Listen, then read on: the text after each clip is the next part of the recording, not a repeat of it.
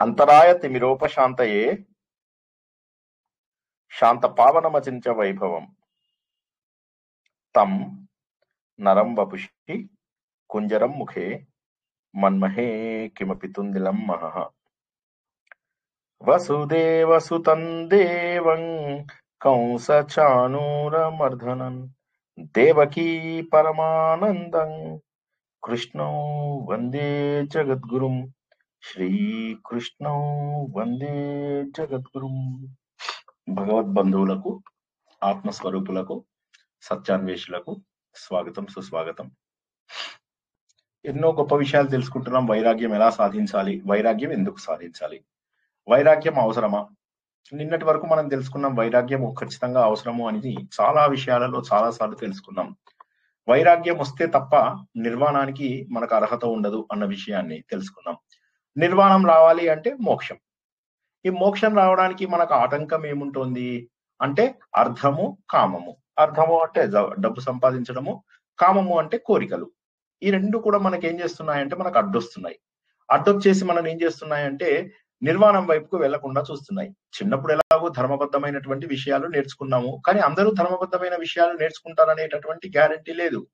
ఎందుకంటే చిన్నప్పుడు స్కూళ్ళలో ఏం నేర్పిస్తే అదే, టీచర్స్ ఎలా ఉంటే వాళ్ళ దగ్గర ఏం నేర్చుకుంటే అదే. వాళ్ళు అడ్డగోలుగా పనులు చేయండి అంటే అడ్డగోలు పనులే నేర్చుకుంటారు. సో కాబట్టి మంచి పనులు నేర్పిస్తే మంచివే నేర్చుకుంటారు. మాకు స్కూల్ లోపల పూజలు కూడా నేర్పించేవాళ్ళు. నేను చదువుకున్నది గవర్నమెంట్ స్కూలు. మన అందులోపల కూడా మాకు సరస్వతి పూజ నెలకు ఒకసారి చేయించడం ఇవన్నీ చేసేవారు. చేస్తే ఏమైంది, మా లోపల కొంతవరకు అర్థమైంది, ఓకే సరస్వతి అనేది మనకు దేవత, ఆవిడని మనం పూజిస్తే మంచిది. ఇలాగా అంటే ఇంట్లోపల నేర్పించని వాళ్ళకి కనీసము స్కూల్ లోపలైనా నేర్పించేటటువంటి అవకాశం ఉంది. కాబట్టి ధర్మం ఎలాగో అలాగే నేర్చుకుంటాం. ఇంకా చాలా మంది నేర్చుకుంటారా అంటే ఈ రోజు ఇప్పుడు మనం చదువుతున్నవి క్రిస్టియన్ స్కూల్స్ కాబట్టి నేర్చుకునేటటువంటి అవకాశం చాలా తక్కువ ఉంది. ఎందుకంటే గవర్నమెంట్ హిందూ స్కూల్స్ కి పర్మిషన్ ఇవ్వలేదు. ప్రైవేట్ స్కూల్ లోపల అందుకోసమే ఏంటంటే మీకు మద్రసాలు కావచ్చు, లేకపోతే క్రిస్టియన్ మిషనరీ స్కూల్స్ కావచ్చు, అవి బాగా పాపులర్. ఇక్కడ కాదు, ఈవెన్ ముస్లిం కంట్రీస్ లోపల కూడా మిషనరీ స్కూల్స్ చాలా పాపులర్. అక్కడ వాళ్ళు మంచి క్వాలిటీ విద్యను ఇస్తూనే ఉంటారు. But at the same time మెల్లమెల్లగా మతానికి సంబంధించినవి వీళ్ళపైకి వదిలేస్తూ ఉంటారు అన్నమాట. అందువల్ల ఏమవుతుందంటే వాళ్ళు ధర్మాన్ని నేర్చుకునేటటువంటి అవకాశం లేదు. ఎప్పుడైతే ధర్మాన్ని నేర్చుకోరో అప్పుడు ఏమవుతుంది, వేరే దేశాలలో ఏదైతే నేర్పిస్తారో దాని దగ్గరికి వస్తాం. మళ్ళీ ఒకసారి చెప్తా, ఈ పాయింట్ కొద్దిగా గట్టిగా పట్టుకోవాలి మీరు. ఇప్పుడు మీకు చిన్నప్పుడు ధర్మం నేర్పిస్తే తర్వాత మీరు ఉద్యోగం చేసినా, బంగ్లాలు కొనుక్కున్నా, కార్లు కొనుక్కున్నా, ఇవన్నీ చేసినా కూడా మీరేం చేస్తారు, మర్యాదగా ఉంటారు అవతల వాళ్ళతోటి. డౌన్ టు ఎర్త్ ఉండేటటువంటి అవకాశం ఉంది. ఉదాహరణకు మీరు తీసుకున్నట్లయితే ఆ రోజు లోపల రాజులు కూడా ఎందుకు డౌన్ టు ఎర్త్ ఉండేవాళ్ళు, సన్యాసులు వస్తే దండం పెట్టేసేవాళ్ళు. వాళ్ళున్న సింహాసనం మీద వాళ్ళని కూర్చోబెట్టేవాళ్ళు. ఎవరు, ఒక చిన్న గోచి పెట్టుకొని వస్తాడు ఒక బ్రాహ్మణుడు, రాగానే దబదబా దండం పెట్టేసేసి ఆయన కాళ్ళు గడగడం అని జస్ట్ ఇమాజిన్ చేసుకోండి. రాజు సాధించలేనిది ఏముంది, రాజు తలుచుకుంటే ఏమన్నా చేయగలడు. ఇప్పుడు మనకు ఈయన పోతన సమయం లోపల రాజు ఎంత క్రూరంగా ప్రవర్తించగలిగాడు, అందరిని బ్రాహ్మణులని వరుస పెట్టి కొట్టేవాడు. సో కాబట్టి చెయ్యాలి అనుకుంటే అంత చేయవచ్చు. కాకపోతే మరి పూర్వకాలం లోపల ఎందుకు ఆ విధంగా బ్రాహ్మణులను పూజించేవారు? హిరణ్యకశిపుడు లాంటి వాడు కూడా గురువులను ఏం అనలేకపోతాడు ఎందుకు? ఎప్పుడైతే తన చండా అమార్కులు ఎవరైతే శుక్రాచార్యుడి పిల్లలు తన పిల్లవాడిని ఇంకా మా వల్ల కాదు, మేము పిల్లవాడికి నేర్పించలేము అని చెప్పి చేతులు ఎత్తేస్తారు. వ్యాస భాగవతం ప్రకారం మేము పిల్లవాడిని చాలా ప్రయత్నం చేశాము, కాకపోతే ఇంకా అతన్ని మార్చేటటువంటి అవకాశం కానీ అతన్ని గనక మేము మీ మార్గంలోకి తెచ్చేటటువంటి అవకాశం కానీ రెండు లేవు అని చెప్పి అనగానే గురువు వచ్చి ఆ మాట చెప్పిన తర్వాత ఎంత బాధపడతాడు తన కుమారుడి మీద. కానీ తను గురువులను ఒక్క మాట అనడు ఎందుకు అంటే దీన్ని బట్టి ఏమర్థం అవుతుంది అంటే ధర్మం అనేటటువంటిది ఆ రోజుల్లో చాలా అద్భుతంగా చేయడం వల్ల ఏమైందంటే అర్ధకామాల వయసు వచ్చిన తర్వాత, అంటే డబ్బు సంపాదించి ఉద్యోగం చేసే వయసు వచ్చిన తర్వాత కూడా ప్రజలు వినయంగా ఉండేవాళ్ళు.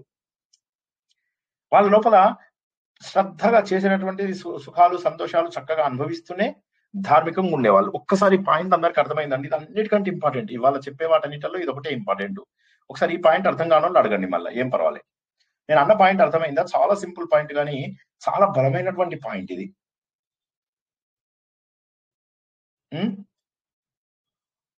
హలో, గురువులను ఇప్పుడు చెప్పిన పాయింట్ అర్థమైందా? అంటే ఎందువల్ల అంటే ఇప్పుడు మనకేంటంటే ఈ రోజుల్లో మీరు చూసినట్టయితే పిల్లలలో కానీ యంగ్ జనరేషన్ ఎవరైతే ఉంటారో వాళ్ళలో ఇంటికి ఎవరైనా వచ్చినా సరిగా పట్టించుకోకపోవడము, ఇంటికి వచ్చిన వాళ్ళని మర్యాద చేయకుండా ఉండడము, తర్వాత మర్యాదగా మాట్లాడకుండా ఉండడము, ఇవన్నీ. ఇప్పుడు మన ఇంటికి మన కాలం లోపల ఒక్కసారి మీరు ఊహించుకుంటే మన సమయం లోపల మనం ఏం చేసేవాళ్ళం? ఇంటికి ఎవరన్నా వస్తే చాలా మర్యాదగా మాట్లాడే వాళ్ళము. అమ్మ వాళ్ళ ఇంట్లో లేకపోతే మనమే వాళ్ళతో సమయం స్పెండ్ చేసే వాళ్ళము, నీళ్ళు ఇచ్చే వాళ్ళము, మజ్జిగ ఇచ్చే వాళ్ళము, అమ్మ నాన్న వచ్చేదాకా ఎంగేజ్ చేసే వాళ్ళము. ఎంత చేసేవాళ్ళం అంటే ఇంటికి వచ్చినటువంటి వాళ్ళందరినీ గౌరవించాలి. అదే విధంగా ఎక్కడికన్నా వెళ్తే వారందరినీ కూడా గౌరవించాలి. బంధువుల దగ్గరికి వెళ్ళాలి, మిత్రుల ఇళ్ళకి వెళ్ళాలి, ప్రతి ఒక్కరికి పాదాభివందనం చేయాలి, లేకపోతే కనీసం చేతులెత్తి దండం పెట్టాలి. ఆటోమేటిక్ గా ఇవన్నీ కూడా మనము చేసేవాళ్ళం. మరి ఈ రోజుల లోపల ఈ ఇప్పుడున్నటువంటి పిల్లలందరూ చేస్తారా? మరి వాళ్ళకి చదువు ఉంది కదా, ఎందుకు చేయలేరు? దానికి కారణం మనం తెలుసుకున్నాం అనమాట. ఏంటంటే ధార్మికమైనటువంటి విషయాలు బాల్యంలోనే నేర్పిస్తే తర్వాత వాళ్ళు డబ్బు సంపాదించి ఉద్యోగం చేసే సమయం లోపల వాళ్ళు ధర్మపరంగానే ఉంటారు. కానీ ఎప్పుడైతే మనం వాళ్ళకి ధార్మిక విషయాలు చిన్నప్పుడు నేర్పించమో, అంటే ధర్మం అంటే ఏంటో చిన్నప్పుడు కనుక నేర్పించకపోతే ఇక డబ్బు సంపాదించేటప్పుడు వాళ్ళు ఎంత క్రూరంగా అయినా కూడా మారే అవకాశం ఉంది. సో అందుకోసమే ఇప్పుడు ఈ రోజు లోపల మనం క్రిస్టియన్ స్కూల్స్ అని అవని ఇవని ఏవైతే చెప్పుకుంటూ ఉంటామో వాటి లోపల ఉన్నటువంటి వాళ్ళు ఎందుకు మర్యాదగా ఉండరు? ఎందుకోసం అంటే తప్పని అంటే అందరి ఇళ్లలో ఉంటున్నారని నేను అనను. ఓకే. కానీ ఎక్కువ మంది ఇళ్ల లోపల మర్యాదగా ఉండకుండా ఉండడానికి అవకాశం ఉంది. ఇప్పుడు మేము రామ జన్మభూమివి అక్షింతలు ఇవ్వడానికి మాకు ఆర్ఎస్ఎస్ విశ్వ హిందూ పరిషత్ తరఫున అన్ని ఇళ్లకు వెళ్ళామన్నమాట. వెళ్తే ఏమైందంటే కొన్ని ఇళ్ల లోపల అసలు ఇప్పుడు కొన్ని ఇళ్లలో తెలిసిన వాళ్ళు, ఇప్పుడు పెద్దవాళ్ళు, నా ఏజ్ వాళ్ళు, నాకంటే పెద్దవాళ్ళు చాలా మంది ఉన్న వాళ్ళు దబదబా ఇంట్లోకి పిలిచి సార్ కాఫీ తాగండి అని, మజ్జిగ తాగండి అని. సో నా గురించి మా అపార్ట్మెంట్ లో అందరికీ తెలుసు, నేను కాఫీ బాగా తాగుతున్నాను కాబట్టి ఇంటింట్లో నాకు కాఫీ ఇచ్చేవాళ్ళు.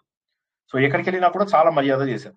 అదే మళ్ళా కొద్దిగా కొన్ని ఇళ్లలో ఎవరైతే పిల్లలు వాళ్ళు వీళ్ళు మాత్రమే ఉండి లేదా అమ్మా నాన్న లేని దాంట్లో డోర్ ని ఇంతవరకు తెరిచి ఎవరు అంటే రామజన్మభూమి, సరే అమ్మ వాళ్ళ ఇంట్లో లేరు, వాళ్ళకి అసలు ఎందుకు వచ్చాము, ఆ అక్షింతలు ఏమిటి, ఈ గోల ఏమిటి, బయట కూడా వచ్చాడు వాడిని ఎలగొట్టాలి, నా పని మధ్యలో వచ్చాడు వాడు. జనరేషన్ ఎంత పాడవుతుందో ఒకసారి ఊహించండి. మనం కారణం కాదా? మన పిల్లలకి మనము సరైనటువంటి ధర్మం నేర్పించకపోవడం వల్ల. మరి పూర్వకాలం లోపల రాజులు వాళ్ళు ఏం చేసేవాళ్ళు? మరి వాళ్ళు ఎంత పెద్ద రాజైనా సరే గురుకులంలో వెళ్ళి చదువుకోవాలి, గురువుకు మర్యాద చేయాలి, గురువు పాదాలు కడగాలి, గురువు చెప్పినటువంటి పనులన్నీ చెయ్యాలి.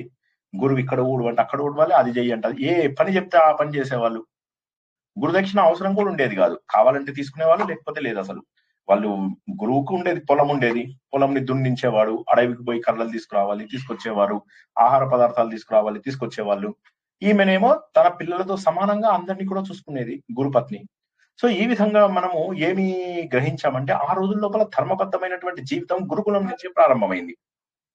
గురుకులం నుంచే ప్రారంభమైంది. ఇప్పుడు పైథాగరస్ అని ఆయన ఉన్నాడు కదా, ఆయన ఇండియాకు వచ్చి ఆయన ఇండియా లోపల అన్ని నేర్చుకొని మళ్ళీ వెనక్కి వెళ్ళి గ్రీస్ దేశం లోపల ఆయన మొత్తం గురుకులం సిస్టమ్ ని పెట్టాడు ఆయన. మీకు తెలుసా ఎంత ఆశ్చర్యకరం అంటే పైథాగరస్, మరి మనం పైథాగరస్ సిద్ధాంతం యాక్చువల్ గా మన మన వేదాల నుంచి వచ్చింది. కానీ మరి ఆయన ఇక్కడ తెలుసుకొని మళ్ళీ అది తన పేరు మీద చెప్పినప్పటికీ కూడా తన స్కూల్స్ తర్వాత వచ్చినటువంటివి అన్ని కూడా గురుకులం పద్ధతి లోపల పెట్టారు ఆయన. అంటే ధర్మాన్ని నేర్పించడానికి సన్యాసులు, గురువులు ఎవరైతే ఉంటారో వారు ఏమీ ఆశించే వాళ్ళు కాదు ఆ రోజుల లోపల. అలా ప్రశాంతమైనటువంటి జీవితము, ఎంత సులభమైనటువంటి సరళమైనటువంటి జీవితం ఉండేది తెలుసా ఆ రోజుల లోపల. చక్కటి పర్ణశాల, అంత పిల్లలందరూ ఉంటూ గురువు గారు వందనాలు, గురువు గారు వందనాలు. మరి అట్లా చెప్పి మర్యాద చేయడమే కాదు, జోక్స్ కూడా చేసేవాళ్ళు. గురువు గారు ఏమిటో ఈ రోజు గురుపత్ని సరిగా వంట చేయలేదు అనుకో, అమ్మవారితో కొట్లాడారా ఏమిటి అనుకుంటా వాళ్ళ మర్యాదలు అనమాట. సో అంటే ఆ జోక్స్, ఆ మర్యాదలు ఇవన్నీ కూడా అవేంటంటే గురువు అనే గౌరవం ఉన్నప్పటికీ కూడా ఎంతో చనువు ఉండేది. అంటే భయభక్తులే కాదు, చనువు కూడా ఉండాలి. భయభక్తులతో పాటు చనువు ఉండాలి. ఇప్పుడు అర్జునుడికి ఒక్కడికే చెప్పాడు శ్రీకృష్ణుడు, మరి మిగతా వాళ్ళకి ఎందుకు చెప్పలే? ఎవరైనా చెప్పండి కారణం. అర్హత ఉంది, అది వదిలేయండి, బట్ ఎందుకు చెప్పలేదు అంటారు? కృష్ణుని అందు నమ్మకం, ఆయన మీద చనువు, చనువు చనువు ఉండింది. నమ్మకం అనేది ఉండాలి, సంస్కారం ఉండాలి, అవన్నీ ఉండాలి. అయితే అవన్నీ ధర్మరాజుకు లేవంటారా? ఫ్రెండ్స్ కదండి ఇద్దరును. అంటే ఫ్రెండ్స్ అంటే ఏంటి? వాళ్ళిద్దరి మధ్యలో ఆత్మీయ భావం ఉండేది. వారిద్దరి మధ్య లోపల ఫ్రెండ్షిప్ ఉండేది. జోక్స్ వేసుకునే అర్జునుడు చెప్పే కదా, అరే యాదవుడు, అరే గొల్లోడా అనుకుంటూ జోక్స్ వేసేవాడు. సో అంటే ఆ రకమైనటువంటి సఖ్యత ఉండేది. మరి అట్లని చెప్పి అర్జునుడికి శ్రీకృష్ణుడు అంటే గౌరవం లేదా? అరణ్యవాసానికి వచ్చినప్పుడు శ్రీకృష్ణుడిని ఎంత ప్రార్థిస్తాడు, నువ్వు పరమాత్ముడవు, నువ్వు ఖచ్చితంగా పరబ్రహ్మవే అని చెప్పి చెప్తాడు. మరి అర్జునుడు ఫస్ట్ మాట్లాడేది అర్జునుడే తెలుసా? అరణ్యవాసంలో వీళ్ళని చూడడానికి శ్రీకృష్ణుడు వస్తాడు, మనం తెలుసుకున్నాం కదా అరణ్య పర్వంలో. రాగానే శ్రీకృష్ణుడు రాగానే ఫస్ట్ అర్జునుడే మాట్లాడతాడు. మాట్లాడి ఆయన ఎంతసేపు స్తుతిస్తాడు తెలుసా? వ్యాస భారతం చూడండి, 4 పేజీల నిండా ఆయనని స్తుతిస్తాడు. స్తుతించిన తర్వాత అప్పుడు ద్రౌపదీదేవి తన జుట్టు చూపించుకుంటూ మాట్లాడుతుంది. బట్ ఎందుకు అంటే మరి ఆయనకి ఎంత గౌరవం ఉందో అంత చనువు ఉంది. భగవంతుడితో మనకు కావాల్సింది అది, గురువు గారి దగ్గర మనకు ఉండవలసినటువంటిది అది. గురువు అంటే ఎంత చనువు ఉందో అంత అంత ఇది కూడా, అంటే అంత చనువు కూడా ఉండాలి. ఎంత ప్రేమ ఉందో అంత చనువు కూడా ఉండాలి. అది ఉండడం వల్ల ఏమయ్యేది, వాళ్ళు చాలా అదేదో కష్టమైనటువంటి వస్తువు నేర్చుకున్నట్టు ఉండేది కాదు వాళ్ళకి. మీరు ఉదంకుడి చరిత్ర మనము మహాభారతం స్టార్టింగ్ లో విన్నాం, ఎవరికైనా జ్ఞాపకం ఉందా? అందులోపల ఆయన గురువు వద్దే వద్దంటాడు, నాకెందుకయ్యా గురుదక్షిణ వద్దే వద్దంటాడు. అలా కాదు అంటే, సరే మీ అమ్మగారిని అడిగేమన్నా కావాలేమో అని ఆవిడ దగ్గరికి వెళ్తే ఆవిడ వెళ్ళి ఫలానా రాజు యొక్క భార్య యొక్క ఈ కుండలాలు తీసుకురా అని చెప్పేసి చెప్తుంది అనమాట. సో అంతవరకు అంటే ఆయన ఎంత అసలు అంటే గురుదక్షిణ కూడా అవసరం ఉండేది కాదు వాళ్ళకి. ఏదైనా పిల్లలందరూ ఇంట్లో ఉన్నారు, శిష్యులు బయటికి వెళ్ళిపోతుంటే గురువులు ఆ రోజుల్లో ఏడ్చేవాళ్ళు. ఒక్కొక్క శిష్యుని ఇంట్లోంచి పంపించాలంటే ఏడ్చేవాళ్ళు. అత్యద్భుతమైనటువంటి వ్యవస్థ మనకు ఉండేది. దానివల్ల ఏమయ్యేది, అన్ని సరైన సమయానికి జరిగేవి ఆ రోజుల లోపల. ఆ రోజుల్లో ఏమైంది, సరైనటువంటి భక్తి శ్రద్ధలతోటి గురువు దగ్గర ధర్మాన్ని నేర్చుకునేవాళ్ళు, డబ్బు సంపాదించేవాళ్ళు, డబ్బు సంపాదనతో పాటు భోగభాగ్యాలన్నీ ఎంజాయ్ చేసేవాళ్ళు. కార్లు, బంగ్లాలు, వాళ్ళకి ఏమి కావాలంటే అవి ఆ రోజుల్లో దొరుకుతున్నవన్నీ కూడా కొనుక్కునేవాళ్ళు. అవన్నీ కొనుక్కుని అక్కడితో ఆగిపోలేదు వాళ్ళు ఎవ్వరూ కూడా. వాళ్ళు ఏం చేసేవాళ్ళు, ఇంటికి ఎవరన్నా వస్తే మర్యాద చేయడము, భక్తి శ్రద్ధలతో వాళ్ళని పూజించడము, వారందరికీ కూడా సకల ఇవి మనం ఇవ్వవలసినటువంటి బహుమతులు అవి ఇవి అన్ని ఇచ్చేవాళ్ళం. ఏ రకంగా వాళ్ళని సంతోష పెట్టగలిగితే సకల ప్రయత్నాలు చేసి వాళ్ళని మనము సంతోష పెట్టేవాళ్ళం. చివరికి 50, 55, 60 ఏళ్ళు ఆ రోజుల్లో వానప్రస్థానికి కావలసినటువంటి సమయం రాగానే పిల్లలకు వారి దగ్గర ఉన్నటువంటి వస్తువులన్నీ అప్పచెప్పేసి పూర్తి స్థాయి వానప్రస్థుల లాగా సామాన్యమైనటువంటి 2 జతలు 3 జతల బట్టలు పెట్టుకొని, ఆ 3 జతల బట్టలు పెట్టుకొని అరణ్యంలోకి వెళ్ళిపోయేవాళ్ళు భార్యాభర్త వానప్రస్థం కోసం. ఎందుకంటే మరి అంత ఉన్నప్పటికీ కూడా అంత డబ్బును కూడా వదిలేసి రాజుల్లాంటి వాళ్ళు కూడా ఎందుకు వానప్రస్థానికి వెళ్ళిపోయే వాళ్ళ రోజుల్లో అంటే దానికి కారణం ఒక్కటే ఏంటంటే వారు నేర్చుకున్నటువంటి ప్రాథమిక శిక్షణ ఏదైతే ఉందో అది చాలా గొప్పగా ఉండడం. ఆ ప్రాథమిక శిక్షణ ఎప్పుడైతే చాలా అద్భుతంగా ఉందో అప్పుడు మిగతావన్నీ కూడా చాలా అద్భుతంగా వెళ్ళిపోతాయి. ఆ ప్రాథమిక శిక్షణ బాగుండడం బట్టే మిగతావన్నీ కూడా జీవితంలో మిగతా అన్ని దశలు కూడా అద్భుతంగా వెళ్ళిపోయేవి. అటువంటి జీవితం మనకు ఉండాలా వద్దా ఒకసారి ఆలోచించండి. సో ఎంత ప్రశాంతమైనటువంటి సరళమైనటువంటి జీవితం. సన్యాసులు కూడా అంతే, ఆ రోజుల లోపల ఎంత సంతోషంగా ఉండేవాళ్ళు, ఏమీ ఉంచుకునే వాళ్ళు కాదు వాళ్ళ దగ్గర, అలా ప్రశాంతంగా ఉండేవాళ్ళు. వాళ్ళు ఎవరిని పట్టించుకునే వాళ్ళు కాదు, సరళమైనటువంటి జీవితం. అంతకుముందు మనం అనుకున్నాం సన్యాసులలో కూడా ఆశ చావదు అని 15, 16 శ్లోకాలలో తెలుసుకున్నాం. ఇప్పుడు ఏమంటున్నాడు 18వ శ్లోకం వచ్చేసరికి ఆయన ఏమంటున్నాడంటే, లేదు కొంతమంది ఉంటారు అన్ని వదిలేసి సర్వసంగ పరిత్యాగుల్లాగా ఉంటారు.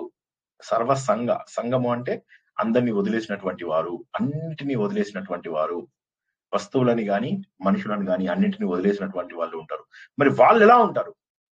సురమందిర తరు మూల నివాస, సురమందిర తరు మూల నివాస, శయ్యాభూతలం అజినం వాస, శయ్యాభూతలం అజినం వాస, సర్వపరిగ్రహ భోగత్యాగః, సర్వపరిగ్రహ భోగత్యాగః, కస్య సుఖం న కరోతి విరాగః, భజ గోవిందం భజ గోవిందం గోవిందం భజ మూఢమతే, సంప్రాప్తే సన్నిహితే కాలే నహి నహి రక్షతి డ్యుకృంకరణే. దేవాలయం, సురమందిరం, దేవాలయాల లోపల తరుమూలం చెట్ల మొదళ్ళ లోపల నివాసం పడుకునే వాళ్ళు, జీవనాన్ని కొనసాగిస్తునే వాళ్ళు. శయ్యా భూతలం భూమి మీదనే పడుకున్నాడు. వాడు శయ్య అంటే పరుపు, వాడి పరుపు ఏంది భూమి, ఆ భూమి అనేటటువంటి దాని మీద పడుకున్నాడు. అజినం వాస, అజినం అంటే జింక చర్మం.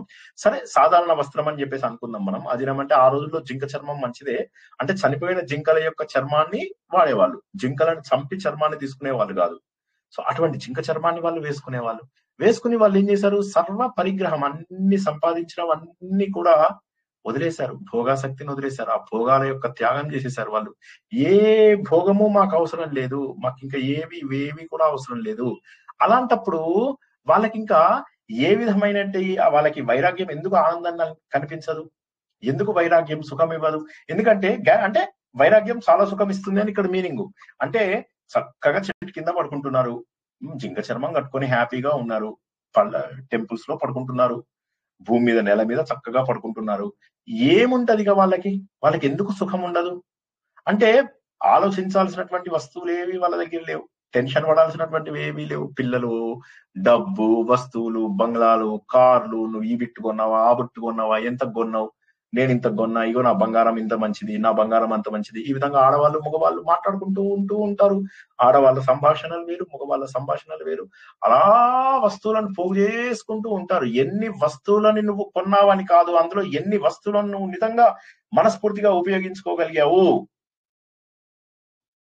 అప్పుడైనా వైరాగ్యం రావాలి. వస్తువులని నువ్వు కొనడం కాదు, వాటిని ఉపయోగించుకోగలగాలి. సో అప్పుడు ఏమవుతుంది, ఎప్పుడైతే ఇటువంటి జీవితాన్ని గడుపుతారో వాళ్ళు ఎంత ప్రశాంతంగా ఉంటారు తెలుసా? అలలు లేని సముద్రం ఎంత ప్రశాంతంగా ఉంటుంది. అందుకే మనం అంటాం వైకుంఠానికి వెళ్ళాలి అంటాం, పాల సముద్రం అని అనుకుంటాం కదా. ఆ లవణ సముద్రం నుంచి పాలన సముద్రంలోకి మనం ప్రయాణం చేయాలి అంటే ఎంత ప్రశాంతంగా ఉంటారు వాళ్ళు. మేఘాలు లేకపోతే ఆకాశం ఎట్లా ఉంటుంది, నిర్మలంగా ఊడ్చేసినట్టుగా క్లీన్ గా ఉంటుంది. రాజ్యం లోపల దొంగలే లేకపోతే రాజు మనసు ఎలా ఉంటుంది? ఆ విధంగా ఈ విరాగి ఎవరైతే ఉంటారో ఆ విరాగి అన్ని వదిలేసినటువంటి వాడు, అతడి మనస్సు అంత ప్రశాంతంగా ఉంటది. అయితే ఇప్పుడు మనం చూసినట్లయితే, ఇప్పుడు పోనీ ఇది చెప్పాను కదా, మీ అందరికి ఒక ప్రశ్న, ఇవన్నీ ఉండి కూడా ఏం లేనట్టుగా బాధపడే వాళ్ళు ఉన్నారా? ఒకసారి చెప్పండి నాకు జవాబు. ఇప్పుడు నేనేమో ఏమి లేకుండా చాలా సంతోషంగా ఉన్నవాడిని చెప్పాను, మీరు చెప్పండి కొన్ని ఉదాహరణలు. ఉంటారండి, ఎందుకుంటారండి? ఎలాంటి వాళ్ళు ఉంటారు? అన్ని ఉన్నా సరే ఏమీ లేదని ఏదో తెచ్చుకుని సమస్యలు తెచ్చుకుంటా ఉంటారండి. కరెక్ట్. ఇంకెవరికి అలా అనిపించలేదా? అన్ని ఉన్న వాళ్ళే అలా బాధపడుతూ ఉంటారు సార్, ఇంకా కావాలి. కరెక్ట్ సార్, మేము ఏం లేకుండా హ్యాపీగా ఉన్నాం సార్ మా లైఫ్.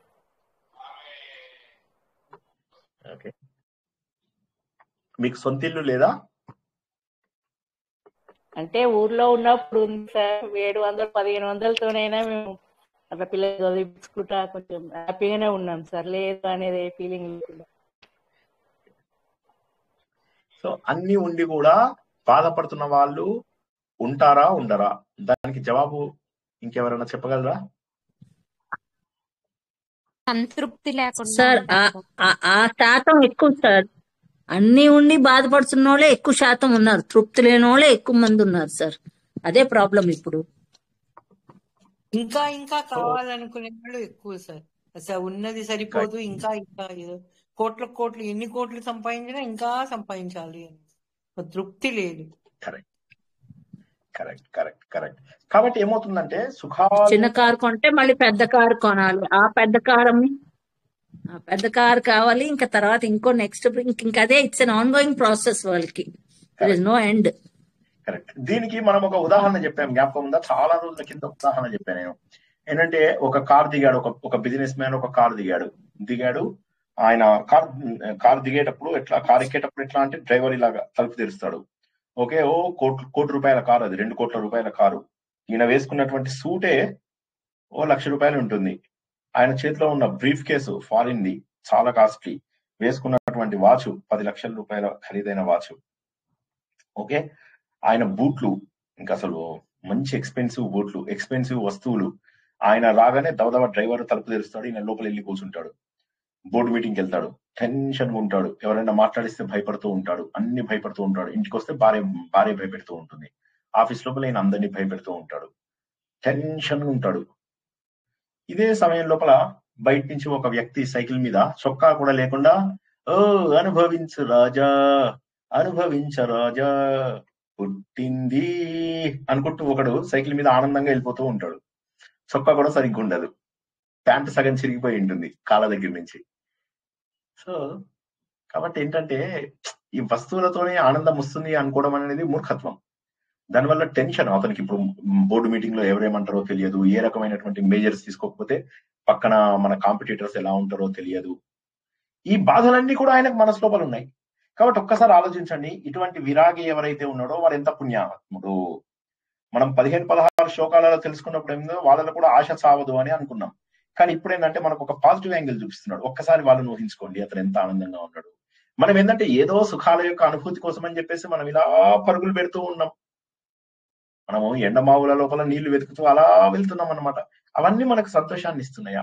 అసలు నిజం చెప్పాలంటే ఈ బయట కొనే వస్తువులకి మన సుఖ దుఃఖాలకు సంబంధమే లేదు. మన పేరెంట్స్, మన గ్రాండ్ పేరెంట్స్ వీళ్ళందరినీ ఒకసారి చూడండి. వాళ్ళు వస్తువులు లేకుండా కూడా ఎంత సంతోషంగా ఉండేవాళ్ళు. వాళ్ళు 80 ఏళ్ళు 90 ఏళ్ళు బతుకుతూ ఎంత ఆనందంగా ఉండేవారు. మా తాతగారు ఎంత హ్యాపీగా ఉండేవారు, ప్రశాంతమైనటువంటి జీవనం గడుపుతుండేవారు, చెట్లకు నీళ్లు పోస్తూ ఉండేవారు, ఎంత సంతోషంగా ఉండేవాళ్ళు. సో ఆయనకి మిత్రుడు లేదు, శత్రుడు ఏమీ లేదు, అంతే వాళ్ళ దారిలో వాళ్ళు. ఇంటికి వస్తే ఎవరితో మాట్లాడేవాళ్ళు, లేకపోతే లేదు. సో వ్యక్తులలో కష్టపడి వచ్చిన వాళ్ళకి ఏముండదు సార్, కింద నుంచి కష్టపడి పైకి వచ్చిన వాళ్ళకు సుఖంగా ఉన్నాం అనుకుంటారు. ఈ రోజు మనం కష్టం చేసి కొడుకులకు ఇస్తాం కదా, వాళ్ళు ఇంకా రావాలి, ఇంకా నువ్వు సంపాదించింటే బాగుండు కదా అంటారు. వాళ్ళు పాకలాడేది తక్కువ, నువ్వు ఇంకా సంపాదించింటే బాగుండు కదా అంటారు. ఎందుకంటే మా చిన్నప్పటి నుంచి కష్టపడి వచ్చిన నాకు తెలుసా విలువ. రూపాయికు పైసకు కూడా విలువ ఉండదు సార్. 2 పైసలు 3 పైసలు కొట్లాడిన వాళ్ళు ఉన్నారు, పావులా కొరకు కొట్లాడినారు ఆ రోజుల్లో 50 ఏళ్ల కింద. అవును, నిజమే. సో కాబట్టి ఏంటంటే ఈ వ్యక్తులతోని గాని వస్తువులతో గాని మనకి ఏ విధమైనటువంటి ఆనందము దొరకదు. గొడవలు మిగిలిపోతాయి. వేణుగోపాల్ గారు చెప్పినట్టుగా గొడవలు మిగిలిపోతాయి. కాబట్టి ఏంటంటే ఆ సత్యం తెలుసుకుంటే అయిపోయింది. ఇక ఈ విషయ ప్రపంచం నుంచి మనకి వెళ్ళవచ్చు. భజగోవిందం యొక్క ముఖ్య ఉద్దేశం ఏంటంటే, బాబు వైరాగ్యం అంటే ఎందుకు బెంగపడుతున్నావు? వైరాగ్యం రావడం వల్ల నువ్వు నిర్వాణానికి దగ్గరవుతావు. మన నిర్వాణ దశకం కంటే భజగోవిందం ఒక మెట్టు తక్కువది. ఈ భజగోవిందం ఎందుకు చెప్పారు ఆయన? శంకరాచార్య చెప్పడం వల్ల నిర్వాణ దశకం సులువు అవుతుంది. నిర్వాణం అంటే మనం మోక్షం సాధించాలి అంటే మనకు కావలసినటువంటి అతి ముఖ్యమైనటువంటి విషయం వైరాగ్యం. ఆ వైరాగ్యం రావాలంటే బాబు ఒక్కసారి వాడు చూడు ఎంత హ్యాపీగా పడుకున్నాడో, ఎంత ఆనందంగా ఉన్నాడో చూడు, ఏ బాధ లేదు. కాబట్టి నీ సుఖానికి వస్తువులకు, ఈ వ్యక్తులకు, ఈ సంఘ వీళ్ళందరితో కలవడానికి, మన గుడ్డి పారాయణలకు, గుడ్డి గ్రూపులకు, గుడ్డి వ్యక్తులకు, వీళ్ళందరితోటి మనం సంబంధం పెట్టుకుంటూ పోతే, గుంపుల లోపల మనం పనులన్నీ చేస్తే మనం ఎక్కడ ఎదిగినట్టు? ఎప్పటికీ మనకి జీవితంలో పరిణతి రాదు. వచ్చింది అనుకుంటూ ఉంటాం, కానీ మనకు పరిణతి రాదు జీవితంలో. ఎందుకంటే మనుషులను కలుస్తూ ఉన్నాం, ముందు మనుషులను కలుస్తూ ఉన్నాం. వైరాగ్యం అనేది నిజంగా ఎప్పుడు వస్తుంది? ఇవన్నీ అవసరం లేదు నాకు అన్నప్పుడే వైరాగ్యం వస్తుంది. వైరాగ్యం రానిదే ఆనందం రాదు, గుర్తుంచుకోండి. వైరాగ్యం రానిదే ఆనందం రాదు. ఆ వైరాగ్యం అంటే ఏంది? జనాలని అనవసరంగా కలవకుండా ఉండడం.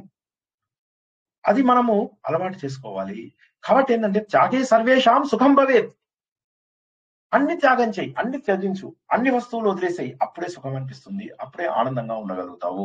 అన్నిటినీ త్యాగే సర్వేషాం, ఏది వదలకు, అన్నిటినీ వదిలేసాయి. కాబట్టి ఎందుకని ఈ ప్రపంచంలో ఉన్నటువంటివి అన్ని మనం ఏవైతే మనము మూటగా పెట్టుకుంటున్నామో ఇవన్నీ కూడా అశాశ్వతమైనటువంటివి, అనిత్యమైనటువంటివి, ఇవన్నీ కూడా పాడైపోయేటటువంటివి. మీరే చూడండి, ఇప్పుడు నా దగ్గర ఒక ల్యాప్టాప్ ఉండేది. ఆ ల్యాప్టాప్ అది నేను కొద్దిగా ఈ ట్రావెల్లో వీటిల్లో వాడుతుండేవాడిని. అది మొన్న ఇదైంది, తీసుకెళ్లి షాప్ లోపల ఇస్తే వాడంటాడు, సరే ఇది అయిపోయింది కదా సార్, 3-4 ఏళ్ళు అయిపోయింది కదా, పాడైపోయింది అంటున్నాడు. అయిపోయింది, ఎక్స్పైరేషన్ డేట్ దగ్గర పడిపోయింది ల్యాప్టాప్ కి. ప్రతి వస్తువు ఎక్స్పైర్ అయిపోయేది, ఈ శరీరం కూడా ఎక్స్పైర్ అయిపోయేది. ఎక్స్పైరీ డేట్ ఒకటి ఉంది గ్యారంటీగా. సో కాబట్టి అన్ని పాడైపోయేవే, ప్రతి ఒక్కటి కూడా పాడైపోయేదే. కాబట్టి మనకేంటంటే ఇవన్నీ అనిత్యం అని చెప్పేసి తెలుసుకోరా బాబు అని చెప్పేసి అంటున్నాడు ఆయన. అనిత్యం, ఇవన్నీ కూడా అనిత్యం. అందచందాలు శాశ్వతమా? నిన్న మా అమ్మగారి గురించి చెప్పాను, అందచందాలు శాశ్వతమా? ఒకసారి చెప్పండి. ఈయన ఏం చేశాడు? మృగ చర్మం కట్టుకున్నాడు, ఎలా ఉంటే ఏంటి అనుకున్నాడు అంతే. శ్రీనివాసరావు గడ్డం పెంచినప్పుడు అలాగే ఉన్నాడు, గడ్డం తీసేసినప్పుడు అలాగే ఉన్నాడు. ఏం పట్టించుకోవడం లేదు ఆయన. ఆంతరంగికమైనటువంటి ఈ పెనుగులాటలు ఏవైతే ఉన్నాయో, ఆ పెనుగులాటలు, ఆ అలజడి, ఆ తుఫాను అంతర్గతంగా ఉన్నటువంటి తుఫాన్ని ముందు మనం కంట్రోల్ చేయాలి. ఎవరిని కదిలిచ్చినా కూడా మీరు చూడండి, కావాలంటే అగ్నిపర్వతం బద్దలైతుంది. మీరు మాట్లాడిన వాళ్ళలో ఎంతమంది ప్రశాంతంగా ఉంటారు చెప్పండి? నేను అంటున్నది కరెక్టా కాదా? అందరూ కామ్ గా వింటున్నారా, నిద్రపోతున్నారా? లేవండి లేవండి లేవండి. వింటున్నామండి. వింటున్నామండి సార్, వింటున్నాం సార్. నేను అన్న పాయింట్ కరెక్టా కాదా చెప్పండి? పడుకోలేదండి. మీ ఉపన్యాసం మళ్ళీ వింటున్నానండి. నేనైతే రాత్రి పెట్టుకుని మరీ కామ్గా వింటున్నాను. ఉన్నవాళ్ళు చాలా బాగున్నాయి. హ్యాపీగా ఉన్నారని ఏమీ గ్యారంటీ లేదని చెప్తున్నారు. అంటే నేను అనేది కామ్గా ఉన్నవాళ్ళు హ్యాపీగా ఉన్నారని గ్యారంటీ లేదని చెప్తున్నారు సార్. గ్యారంటీ లేదు. ఇప్పుడు ఈ రోజుల్లో ఎవరిని కదిలించినా కూడా అసలు ఎవరికి లేదు సార్. ప్రశాంతత ఎవరికీ లేదు. ఎవరిని కదిలించినా కూడా లావా లావా లావా. ఎంత గుండె బద్దలైపోతూ ఉంటుంది, ఎంత బాధపడుతూ ఉంటామో, ఎన్ని రకాలుగా మనము నిర్వేదానికి గురైతూ ఉంటామో, ఎంత తట్టుకోలేక బాధ ఉంటుందో. కాబట్టి ఏమవుతుంది, ఇప్పుడు ఈయన ఉన్నాడు, ఈ వైరాగ్యం చెప్పిన ఇందాక ఒక వ్యక్తి గురించి చెప్పాం కదా, ఆయన దగ్గరికి వచ్చి దానికి ఒక బంగ్లా ఇస్తా అంటే సంతోషపడతాడా? లేకపోతే నీకు ఒక కారు ఇస్తానంటే సంతోషపడతాడా? ధన్యజీవి అతడు. సార్ అందరు అట్లనే ఉంటారా సార్? అందరు అలాగే ఉంటారు? అలా ఉండాల్సిన అవసరం లేదు. బట్ ఆయన ఆదర్శవంతం. ఇప్పుడు ఇది ఏదైతే ఉన్నదో ఇది స్పెషల్ కేసు. ఇలాంటి వాళ్ళు ఉంటారు. అనిత్యమైనదంతా కూడా వదిలేసి నిత్యమైనటువంటి ఆత్మస్వరూపము, నువ్వెవరవో తెలుసుకోవడం లోపల ఉన్నటువంటి ఆనందము అందులోపల ఎక్కువ ఉంది. ఎందుకంటే నేను ఆలోచిస్తూ ఉంటే నేను ఆత్మస్వరూపుడిని తెలిసిన తర్వాత శరీరం అంటే నాకు లెక్క ఉండదు. ఒకసారి ఆలోచిస్తే మన మనసు మారదు. చూడండి, శరీరం ఏదో కొద్దిగా ఇదైంది కానీ మనం ఇంకా చిన్నపిల్లల్లాగానే ఉంటుంది. ఎవరైనా వచ్చి నీకు 50 ఏళ్ళు అంటే మనకు తెలుస్తుంది కానీ, లేకపోతే మనకు మనస్సుకు వయసు లేదు. పరిణతి వస్తుంది, అది వేరే సంగతి. కొంతమందికి పరిణతి మనసుకు కూడా రాదు, అది వేరే సంగతి. కాకపోతే ఏమవుతుంది, మనకు తెలుసు మనము నిత్య యవ్వనులమని తెలుసు మనకు. అది చక్కటి చైతన్యము. ఆ ఆనందాన్ని పొందకుండా ఎందుకు ఈ వస్తువుల పైన వాటిపైన నువ్వు ఎందుకు ఇదంతా కూడా పెట్టుకుంటున్నావు? అమృతం విషం చూడడానికి రెండు కూడా ఒకే రకంగా కనిపిస్తుంటాయి. అమృతాన్ని వదిలేస్తామా, విషాన్ని వదిలేస్తామా? కానీ మరి ఏమైతుంది ఇక్కడ? ప్రాబ్లం ఎక్కడ వస్తుంది అంటే, తెలివైన వాడు, వివేకం ఉన్నవాడు, బుద్ధి ఉన్నటువంటి వాడు ఏం చేస్తాడు? మెల్లగా అమృతాన్ని తీసుకుంటాడు. కాబట్టి ఆత్మ అనాత్మ రెండూ ఉన్నాయి ఇక్కడ. ఇదేమో నీ ఆత్మస్వరూపం, ఇది చైతన్యవంతమైనది. ఇక్కడేమో అన్ని వస్తువులు, బంగళాలు, కార్లు, ఇవి అవి అన్ని ఉన్నాయి. ఎక్కడ సుఖం ఉంటది? ఎక్కడ సుఖం ఉంటది? నవ్వుతూ జీవితాన్ని గడుపుతూ పోవాలి. నేను ఒక జోక్ చెప్పాను, మీకు గుర్తుందో లేదో. ఒక ఆయన ఒక డాక్టర్ దగ్గరికి వెళ్తాడు. ఎందుకో బాధ అనిపిస్తూ ఉంటది ఆయనకి. సరే డాక్టర్ దగ్గరికి వెళ్తాడు. డాక్టర్ దగ్గరికి వెళ్ళగానే డాక్టర్ ఏం చేస్తాడంటే, సరే అని చెప్పేసి బోల్డ్ అనే టెస్ట్లు రాస్తాడు. ఈయన టెస్ట్లకు వెళ్తాడు. టెస్ట్ రిపోర్ట్స్ వస్తాయి. తర్వాత డాక్టర్ బోల్డ్ అనే మందులు రాస్తాడు. ఆ మందులన్నీ కొనుక్కోమంటాడు. ఈ పక్క షాప్ లోనే కొనుక్కో అంటాడు. ఆ పక్క షాప్ లోనే ఈయన కొనుక్కుంటాడు. కొనుక్కున్న తర్వాత ఇంటికి వస్తాడు. ఇంటికి వచ్చిన తర్వాత భార్య పాపము భర్త ఎట్లుంటాడో అని ఆమె కూడా వెళ్తుందట. ఈ రోజుల్లో కాదు, ఆ రోజుల్లో వెళ్ళేవారు. అట్లాగా భార్య భర్తలు మంచిగా ఒకరితో ఒకరు కలిసిమెలిసి ఉండేవాళ్ళట. అప్పుడు ఆ వెళ్తే వాడు ఏం చేస్తాడు, వచ్చిన తర్వాత ఇంటికి వచ్చిన తర్వాత మందులన్నీ తీసి మోరీలో పారేస్తాడు. భార్య అంటే, అరే ఏందయ్యా మందులు మోరీలో పాడేసావు, డాక్టర్ దగ్గరికి ఎందుకు వెళ్ళావు మరి అలాంటప్పుడు అంటే, ఈ రోజుల్లో పాపం డాక్టర్స్ కూడా బతకాలి కదా, మనం డాక్టర్ దగ్గరికి వెళ్ళకపోతే ఎట్లాగా అని చెప్పి వెళ్ళాను అని. సరే పోనీ నువ్వు టెస్ట్లు మరి ఎందుకు చేయించుకున్నావు ఇంట్రెస్ట్ లేనప్పుడు అంటే, ఆ పాపం వాడు డయాగ్నోస్టిక్ సెంటర్ వాడు బతకాలి కదా అంటాడు. మరి కరెక్టే కానీ అలాంటప్పుడు మందులు తీసుకోకుండా ఉండాల్సింది. మందులు ఎందుకు తీసుకున్నావు అంటే మెడికల్ షాప్ వాడు బతకద్దా అంటాడు. సరే మరి ఇవన్నీ కొనుక్కొని వచ్చావు కదా, ఇవన్నీ మోరీలో ఎందుకు పారపోసావు అంటే, నేను బతకద్దా? అర్థమైందా జోకు? అవన్నీ వేసుకుంటే అర్థమైందండి. ఉంటుంది. ప్రతి మందు లోపల విషం ఉంటుంది. ప్రతి మందులో విషం ఉంటుంది. ఈ అలోపతిక్ మందుల లోపల విషము ఇవ్వని మందు లేదు. ప్రతి మందుకు సైడ్ ఎఫెక్ట్ ఉంటుంది. ఒక్క సైడ్ ఎఫెక్ట్ లేని మందు చెప్పండి మీరు. సింపుల్ పారాసెటమాల్ దగ్గర నుంచి యాంటీబయాటిక్ల వరకు ప్రతిదీ కూడా సైడ్ ఎఫెక్ట్స్ ఉన్నటువంటివే. తెలియకుండానే మనం విషాన్ని స్వీకరిస్తున్నాము. తెలియకుండానే మనం విషాన్ని చెప్పండి. హోమియోపతి ఉండదంటారు కదా, ఉండదంటారు. విటమిన్ టాబ్లెట్ అంటారు కదా సార్, విటమిన్ టాబ్లెట్స్ కూడా ఉంటుందా విషం? విటమిన్ టాబ్లెట్స్ ఏమి ఇది కాదు. అన్ని కూడా మనకు ఇంకో ఎఫెక్ట్ ఇస్తాయి. ఒక మంచి పని చేసిన ప్రతిదీ ఒక చెడు ఎఫెక్ట్ ఇస్తుంది. ఇవన్నీ కెమికల్స్ కదా. కెమికల్స్ అన్నప్పుడు ఆబ్వియస్లీ చెడు ఫలితం ఇస్తాయి. ఇవన్నీ కూడా చెట్ల నుంచి వాటి నుంచి తీసుకొచ్చినవి కాదు. ఇప్పుడు మన ఆహారం లోపల మీకు రకరకాల కెమికల్స్, మినరల్స్, విటమిన్స్ అన్ని కూడా మీకు ఆహారంలో దొరుకుతాయి. కానీ మనం ఏం చేస్తున్నాం, ఇవన్నీ కూడా కృత్రిమంగా కెమికల్స్ ను తయారు చేసి వాటి నుంచి చేస్తున్నాం. అందుకే మీరు కెమికల్ ఫ్యాక్టరీస్ ఉన్నటువంటి ఏరియాకు వెళ్ళండి, కంపు కొడుతూ ఉంటుంది. సో మీరు అక్కడికి వెళ్తే చాలా దారుణమైనటువంటి వాసన, తట్టుకోలేకపోతారు. అలాంటి చోట తయారైనటువంటివి అనమాట. ఇవన్నిటి లోపల ఎన్నో పదార్థాలు కలిపి కొట్టినటువంటి మందులు వేసుకుంటే ఎంత అసహ్యంగా అనిపిస్తుంది మనకు. సో కాబట్టి ఏంటంటే ఇక్కడ మనం గుర్తించాల్సింది ఏమైతుందంటే, ఇవన్నీ కూడా ఏమైతాయంటే కాజ్ ని క్యూర్ చేయవు, అవి ఎఫెక్ట్ ని క్యూర్ చేస్తాయి. అంటే ఏదైతే ఫలితమో దాన్ని, జ్వరం వచ్చిందంటే జ్వరాన్ని తగ్గిస్తాయి, కానీ జ్వరం ఎందుకు వచ్చింది అనేది చూడవు. అదే విధంగా మనకు ఆధ్యాత్మిక జీవితం లోపల కూడా ఏం కావాలి అంటే, మనకు క్యూర్ కావాలి, పర్మనెంట్ క్యూర్ కావాలి, పర్మనెంట్ గా రోగం తగ్గిపోవాలి. ఈ భవరోగం అనేటటువంటిది పర్మనెంట్ గా తగ్గిపోవాలి. కానీ మనం ఏం చేస్తున్నామంటే అశాశ్వతంగా దీన్ని తగ్గించుకోవాలని చెప్పేసి ప్రయత్నం చేస్తున్నాము. కాబట్టి ఆ కేంద్రం, మనం ఆ మెయిన్ రూట్ కాజ్ ని గుర్తించాలి. ఆ రూట్ కాజ్ ని గుర్తించేస్తే అప్పుడు మనకి ఏ రకమైనటువంటి ప్రాబ్లం ఉండదు, ఏ రకమైనటువంటి ప్రాబ్లం ఉండదు. అంటే ఆ రూట్ కాజ్ ను గుర్తించాలి అంటే మన శాశ్వతమైనటువంటి పరిష్కారం నాకు కేవలము నేనెవరో తెలుసుకోవడం ద్వారా దొరుకుతుంది. ఈ వస్తువులన్నింటిలో నేను సుఖాన్ని వెతుకుపోతున్నాను, ఇది కాదు. నాకు అన్నిటికీ మూలం ఏంటంటే అజ్ఞానం. ఆ అజ్ఞానాన్ని తొలగించుకోవాలి. మనం ప్రతి ప్రవచనంలో కూడా తెలుసుకుంటున్నటువంటి విషయం ఏంటంటే, నేను అజ్ఞానాన్ని తొలగించుకున్నటువంటి మరుక్షణము నేను ఆనంద స్వరూపుడని అయిపోతాను. ఎప్పుడైతే కళ లోపల భయంకరమైన కళలు, నాకు నిన్న రాత్రి సింహం పడింది, పులి పడింది, పాములు వచ్చాయి, రాక్షసులు వచ్చారు, నరమాంస భక్షకులు తింటున్నారు, మిస్టరీ ఆఫ్ మోక్ష ఐలాండ్ లాగా, సో అందరు వచ్చి తింటున్నారు, మనం అన్ని రకాలుగా బాధ పెడుతున్నారు అనుకోండి. ఒక్కసారి కళ లేచిన తర్వాత సత్యం తెలుసుకున్నాక ఎంత సంతోషం ఎంత వేస్తుంది మనకు. అదే విధంగా మనకి ఏంటంటే అజ్ఞానం మెయిన్, అసత్యంని మనం సత్యం అనుకోవడం ద్వారా ఈ ప్రాబ్లమ్స్ అన్ని వస్తున్నాయి. కాబట్టి ఏంటంటే ఇవన్నీ కూడా మనలో ఉన్న ప్రాబ్లమ్స్ ని మనం బయట ప్రపంచం మీద వేస్తున్నాం. కానీ నిజం చెప్పాలంటే దేవుడు ఇచ్చినటువంటివి అన్ని ఫ్రీ, అన్ని కూడా అద్భుతమైనటువంటివి, అన్ని కూడా అద్భుతమైనటువంటివి. మనకు కరోనా టైం లోపల తెలుసు ఆక్సిజన్ లేకపోతే ఎంత కష్టమైందో. సో ప్రకృతి సిద్ధంగా ఇచ్చేటటువంటి వస్తువులు మనకి ఎప్పుడూ ఆనందాన్ని కలిగిస్తాయి.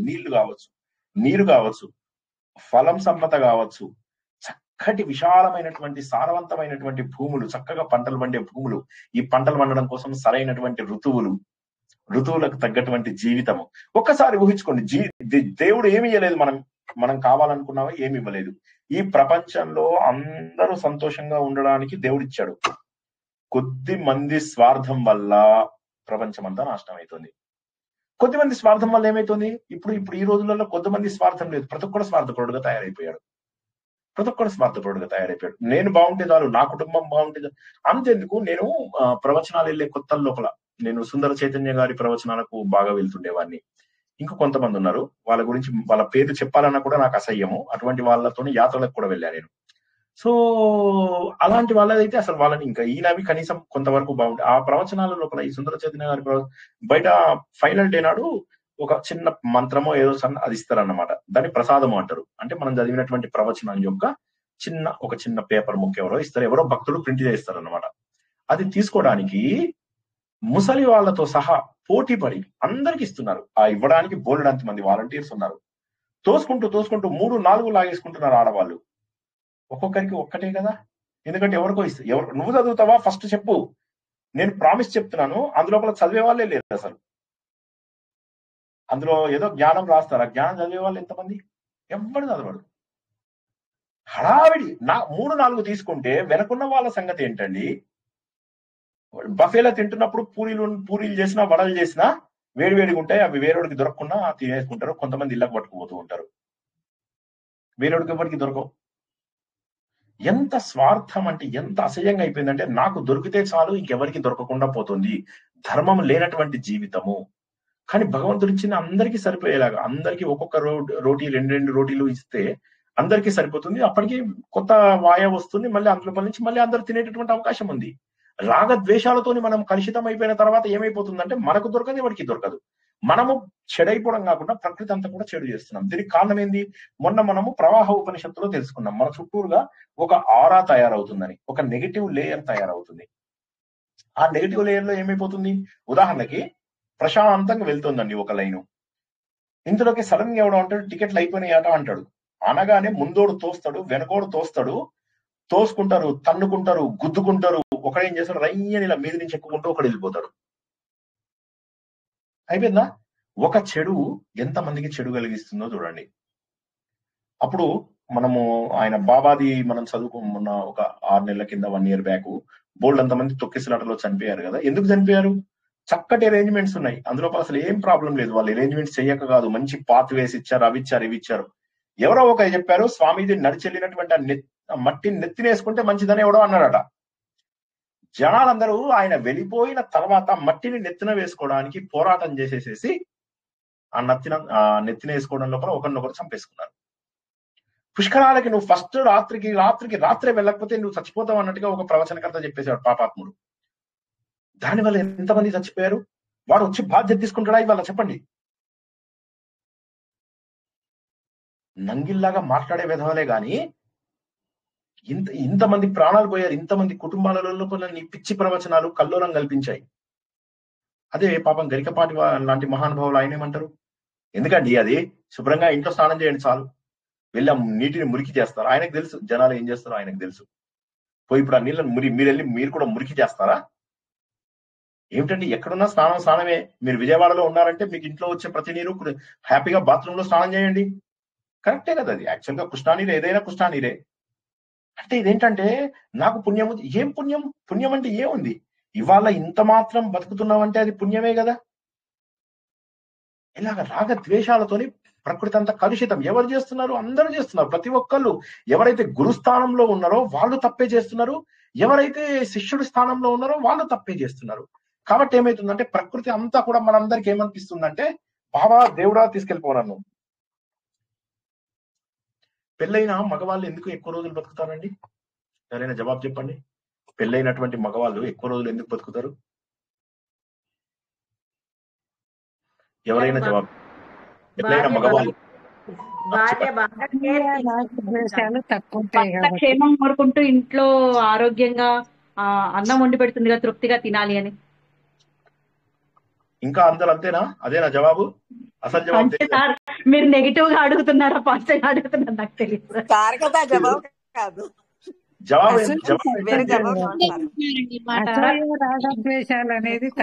బయట ఉంటారు కాబట్టి అంటే భర్తను తను వేరు వేరు కాదన్న భావంతోనే చేస్తుంది కదా సార్.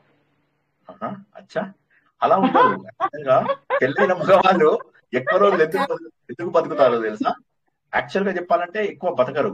అలా అయ్యో సార్, అందుకే మీరు నెగిటివ్ ఆన్సర్ కావాలని అడుగుతున్నాను సార్. మగవారు పోతే ఆడవాళ్ళు ఎక్కువ రోజులు బతుకుతారండి. అవును, అది కరెక్ట్, అది కూడా కరెక్ట్ ఆన్సరే. ఏజ్ డిఫరెంట్ గా సార్, అప్పుడు ఏజ్ డిఫరెంట్. మగవాళ్ళకి కొంచెం బయట వేరే అలవాట్లు, బయట తింటాం అలా ఉంటే ఆడవాళ్ళు ఇంట్లోనే తింటారు కదా సార్. అయితే అసలు పెళ్ళైన మగవాళ్ళు ఎక్కువ రోజులు ఎందుకు బతుకుతారు అంటే యాక్చువల్ గా వాళ్ళు బతకరు. వాళ్ళకి అట్లా అనిపిస్తుంది చాలా రోజులు బతికేస్తున్నామని. ఏమిటో దేవుడు ఉన్న ఐతంతా నాకే పోసాడు, వల్ల ఇంట్లో లోపల నుంచి వైఫ్ అరుస్తూ ఉంటుంది, కర్మ నాకే ఇచ్చాడు. సో ఏమనిపిస్తుంది అంటే వాడికి నిజంగా బతకడు వాడు ఎక్కువ రోజులు, కానీ ఎక్కువ రోజులు బతికేస్తున్నట్టు ఎంత ఆయుష్ పోసాడు రా దేవుడా, నన్ను ఎప్పుడు తీసుకెళ్తావు నాయన, ఇంకా నన్ను బతికించకరా బాబు, నన్ను ఇక్కడి నుంచి తీసుకెళ్ళు. ఎన్నాళ్ళు రోజులు చాలా నిదానంగా యుగాల్లాగా గడుస్తూ ఉంటాయి మగవాళ్ళకి. సో వాడు బతికేది అంతే. ఒక్క నిమిషం బతికేది అంతే అయినప్పటికీ కూడా మగవాళ్ళ లోపల ఏమనిపిస్తుంది? చాలా రోజులు బతుకుతున్నట్టుగా అనిపిస్తుంది. ఎండ్లెస్ జీవితం, నా జీవితం ఏమిటి అని చెప్పేసేసి. ఎందుకని? ఏ మగవాడు కూడా ప్రవచనాలకు వాటికి రాడు. ఎందుకని? మగవాళ్ళలో చాలా తక్కువ మంది వస్తారు ప్రవచనాలకి. వచ్చినా కూడా కదా, అందుకని ఇంకా బయట ప్రవచనాలు వినే అవకాశం. అవును సార్, అది కరెక్ట్. అసలు పనులతో వైరాగ్యం వచ్చేస్తుందేమో సార్ వాళ్ళకి. మగవాళ్ళకి పెళ్ళైతే చాలు, వాళ్ళకి వైరాగ్యం ఇంకా ప్రత్యేకంగా మీరు కొత్తగా తెప్పించి వైరాగ్య సాధన అంటే మగవాళ్ళు నవ్వుతారు. మాకు వైరాగ్య సాధన కావాలా? ఎందుకు వైరాగ్యం అనుకుంటా. వాళ్ళకి ఆ పెళ్ళైన తర్వాత ప్రతి మగవాడు కూడా వైరాగ్యం తెచ్చేసుకుంటాడు. సో వాడు అంటాడు, నాకు ఎంత జీవితం బతుకుతున్నాను రా బాబు, దేవుడా ఎంత ఆయుష్ పోసావయ్యా, ఎన్ని చూడాలి నేను ఇంకా అని చెప్పేసి. సో వాడు యాక్చువల్ గా పెళ్ళైన మొగాడు ఎక్కువ రోజులు బతకడు, ఎక్కువ రోజులు బతుకుతున్నట్టుగా అనిపిస్తుంది అన్నమాట. అదే విధంగా ఈ సమస్యలన్నీ కూడా ఏంటంటే మనం తెచ్చిపెట్టుకున్నవి. ఈ సమస్యలన్నీ కూడా తెచ్చిపెట్టుకుంటాయి. అందువల్ల ఏమవుతుంది, వీటన్నిటిని వదిలేసి వెళ్ళిపోవాలని అనిపిస్తూ ఉంటుంది. కానీ ఇప్పుడు ఎక్కడికన్నా వెళ్తే సంతోషంగా ఉంటామా? సరే ఇవన్నీ వదిలేసి మీరు ఆశ్రమంకి వెళ్ళండి, ఆశ్రమం పాలిటిక్స్ ఇంకా తట్టుకోలేరు. అక్కడ ఉన్న పాలిటిక్స్ అవి వేరే ఉంటాయి. ఉదాహరణకి ఒక బ్యాంక్ ఎంప్లాయీ ఉద్యోగం రిజైన్ చేసి వెళ్ళి ఆశ్రమంలో జాయిన్ అయ్యాడు అనుకోండి. వెళ్తే అతను ఏం చేస్తాడు, వాళ్ళతో అకౌంటింగ్ లో అవి ఇవి అన్ని చేయిస్తారు. చేయించిన తర్వాత ఏమవుతుంది, మళ్ళీ ఆయన అందులో ఆశ్రమంలో కూడా కొన్ని గ్రూప్స్ ఉంటాయి, 2-3 గ్రూప్స్ ఉంటాయి. ఈ స్వామికి ఒక గ్రూపు, ఆ స్వామికి ఒక గ్రూపు. అందులోపల అకౌంటెంట్స్, క్లర్క్లు వీళ్ళందరూ ఉంటారు. వాళ్ళు పెద్ద ఈ తెలివితేటలు ఉన్నోళ్ళు ఉండరు, అట్లని చెప్పి వైరాగ్యం వచ్చిన వాళ్ళు కూడా ఉండరు. వాళ్ళు ఏదో ఒకటి మాట్లాడుతూ ఉంటారు, ఇది సరిగ్గా లేదు, అది సరిగ్గా లేదు, ఈ స్వామి మంచిగా చెప్పలేదు, ఆ స్వామి మంచిగా చెప్పలేదు. ఎక్కడికి వెళ్ళినా కూడా ఈ కలుషితమైనటువంటి వాతావరణమే తయారైపోయింది. ఎక్కడికి వెళ్తాం? తపోవన్ మహారాజు ఆయన ఈ అద్వైతాన్ని చాలా పోషించినటువంటి వాడు. మిషన్ చిన్మయ మిషన్, తర్వాత ఈ కాళీ కమ్లీ వాళ్ళ బాబా కావచ్చు, తర్వాత ఈ శివానందాశ్రమం కావచ్చు, దయానందాశ్రమం కావచ్చు, ఈ ఆశ్రమాలన్నీ రావడానికి మూల కారణమైనటువంటి మహానుభావుడు తపోవన్ మలయాళ స్వామి వారి ఇది రావడానికి కారణం. ఇవన్నిటికీ కూడా అద్వైతాశ్రమాలకు మూలమైనటువంటి తపోవన్ మహారాజు ఏమన్నారంటే 1908, 1909లోనే అయిపోయింది, అంత కలుషితం అయిపోయింది అన్నారు ఆయన. సో మనం ఇవాళ సంగతి మాట్లాడుతున్నాం, ఆయన ఎప్పుడో కలుషితం అయిపోయిందని చెప్పేశారు. కాబట్టి నిజమే, ఇవన్నీ కూడా ఎప్పుడో కలుషితం అయిపోయాయి. ఎక్కడికి వెళ్ళినా కూడా భార్య, ధనము, పిల్లలు, వస్తువులు ఇవన్నీ కూడా సమస్య జనకాలే. సమస్య జనకాలంటే సమస్యని సృష్టించేవి. అందుకే ఇందాక అన్నా కదా, మగవాళ్ళు ఎందుకు వైరాగ్యం వచ్చేస్తుందంటే వాళ్ళకి తొందరగా ఇవన్నీ ఏమిటిది. ఎవరికైనా నేను వైరాగ్యం చెప్తే, ఇప్పుడు మగవాళ్ళు వాళ్ళు వెళ్తే వాళ్ళకి వైరాగ్యం చెప్తే వాళ్ళకి అర్థం కాదు. వైరాగ్యం అంటే ఇది మాకున్నదే కదా ఆల్రెడీ అంటారు. మేము అందుకే చిత్తుగా తాగుతున్నాం రాత్రి పగలు బాధ మర్చిపోవడానికి అని చెప్పేసి అంటూ ఉన్నారు. సో కాబట్టి ఏమవుతుందంటే ప్రకృతిలో ఎక్కడో ఒక మూలకెళ్ళి పూర్తిగా జీవన స్రవంతి చేంజ్ చేసుకున్న వాడికి తప్పితే ఈ రోజుల్లో అయితే వైరాగ్యం వచ్చినా కూడా లాభం లేకుండా పోయింది. కాబట్టి ఏంటంటే ఈశ్వర సృష్టి చూస్తేనేమో పవిత్రమైనటువంటిది, రాగద్వేషాలు లేనటువంటిది, రాగద్వేషాలకు అతీతమైనటువంటిది. కానీ మనం ఏం చేస్తున్నాము, మన పిచ్చి ఆలోచనల ద్వారా ప్రపంచాన్నంతా కూడా రాగద్వేషాలతో నింపుతున్నాం. అన్ని ఇక వాళ్ళకి కావాల్సినవన్నీ కూడా, నిద్రపోవాలంటే వాళ్ళకి ఏదో పెద్ద రూమ్ కావాలి, పెద్ద ఇవన్నీ అవసరం లేదు. యాక్చువల్ గా ప్రశాంతంగా ఉండగలగచ్చు. కానీ నిజంగా పరిణతి వచ్చినటువంటి వ్యక్తి ఏం చేస్తారంటే అలా పరిణతి వచ్చినట్టుగా ప్రశాంతమైనటువంటి జీవితాన్ని గడుపుతూ అలాంటి ప్లేసుల లోపల పడుకుంటూ ఉంటాడు. ఏ రాగద్వేషాల ఒత్తిళ్లకు తను గుర్తించాల్సినటువంటి అవసరం లేదు. ఏ జంజాటాలు ఉండవు, ఏ లంపటాలు ఉండవు, ఏ గొడవలు ఉండవు. అటువంటి వాళ్ళు ఉన్నారు అని చెప్పేసి చెప్పడానికి శంకరాచార్య చెప్తున్నాడు. కాబట్టి మరి అటువంటి తత్వజ్ఞానాన్ని మరి మనం కూడా పొందగలగాలి కదా. మనం కూడా పొందాలి అంటే ప్రాబ్లం ఎక్కడ వస్తుందంటే నేను నాది అనుకోవడంలోనే ప్రాబ్లం వస్తుంది. ఇది నాది, ఇది నేను అనుకుంటాను, నేను నాది మా వాళ్ళు అని చెప్పేసి అనుకుంటూ ఉంటాం. అయిపోయింది ఇక్కడి నుంచి ఇక డిఫరెంట్. సో మనం ఎంతసేపు కూడా బయట సంపద గురించి ఆలోచిస్తుంటే ఈయన సన్యాసి ఏం చేస్తున్నాడు, జన్మలకి కావాల్సినటువంటి సంపదను పోగు చేసుకుంటున్నాడు. మనం ఏం చేస్తున్నాము, అనవసరంగా కర్మలు, రుణాలు పోగు చేసుకుంటున్నాం. వీడిచ్చే గిఫ్ట్ తీసుకుంటాం, వాడిచ్చే గిఫ్ట్ తీసుకుంటాం, అనవసరమైనటువంటి పారాయణలు, గుంపులు, గోవిందాలు ఇవన్నీ చేస్తూ మన జీవితాన్ని అంతా నాశనం చేసుకుంటున్నాం. నాశనం చేసుకుని ఉన్న సమయాన్ని అంతా కూడా వృధా చేస్తున్నాం. ఎంత సమయం వృధా అవుతుందో ఒక్కసారి చూసుకోండి. అంటే మనం ఏం చేస్తున్నాం, దీనివల్ల ఎవరెవరో దోచుకోగలిగేదంతా మనం పెట్టుకుంటున్నాం. లేదా ఈ హడావిడి వస్తువులన్నీ మనకు ఎవరో ఒకటి దోచేసుకుంటాడు. రేపు మన తర్వాత మన పిల్లలు, మన మనవళ్ళు, మన అత్తగారులు, మామగారులు వీళ్ళందరి సొమ్మంతా కూడా ఎవరి పాలవుతుంది. ఆఖరికి ఎవరికి ఇంట్లో ఉపయోగం లేదు. వాళ్ళ చీరలు మా అమ్మ ఇన్ని మిగిల్చింది, ఎవరు కట్టుకుంటారు? ఎంతమంది పిల్లలు ఉంటున్నారు అందరిలో? ఒకటి లేదు. లేదా ఈ మధ్య డింక్ అని ఒకటి వచ్చింది కదా, డబుల్ ఇన్కమ్ నో కిడ్స్. ఆ డింక్ అనగానే నేను డింగ్ అయిపోయా ఒక్కసారి. ఏంటిది, నాకు ఇలాంటి పదాలు ఎప్పుడు వినలేదని. డింక్ ఏంది అంటే మా ఫ్రెండ్ మాట్లాడితే ఆయన చెప్పాడు డింక్. అమ్మో డింక్ అంటే అంటే చెప్పాడు, డింగ్ అయిపోయాను నేను ఒక్కసారి. ఎంత మూర్ఖత్వము! అలాంటప్పుడు నువ్వు కొనే వస్తువులు ఎవరికి ఉపయోగం అనుకుంటున్నావు? వైరాగ్యం ఒక్కటే భయం లేకుండా ఉండేది. వైరాగ్యం వల్లనే ఎటువంటి భయము ఉండదు. మీకు ఒక చిన్న ఎగ్జాంపుల్ చెప్తా. తిరుపతి కొండ అందరు ఎక్కిన వాళ్ళే కదా ఇక్కడ. ఎవరైనా ఎక్కని వాళ్ళు ఎవరైనా ఉన్నారా అండి ఇక్కడ? జై శ్రీరామ్. ఎవరైనా ఎక్కని వాళ్ళు ఉన్నారా?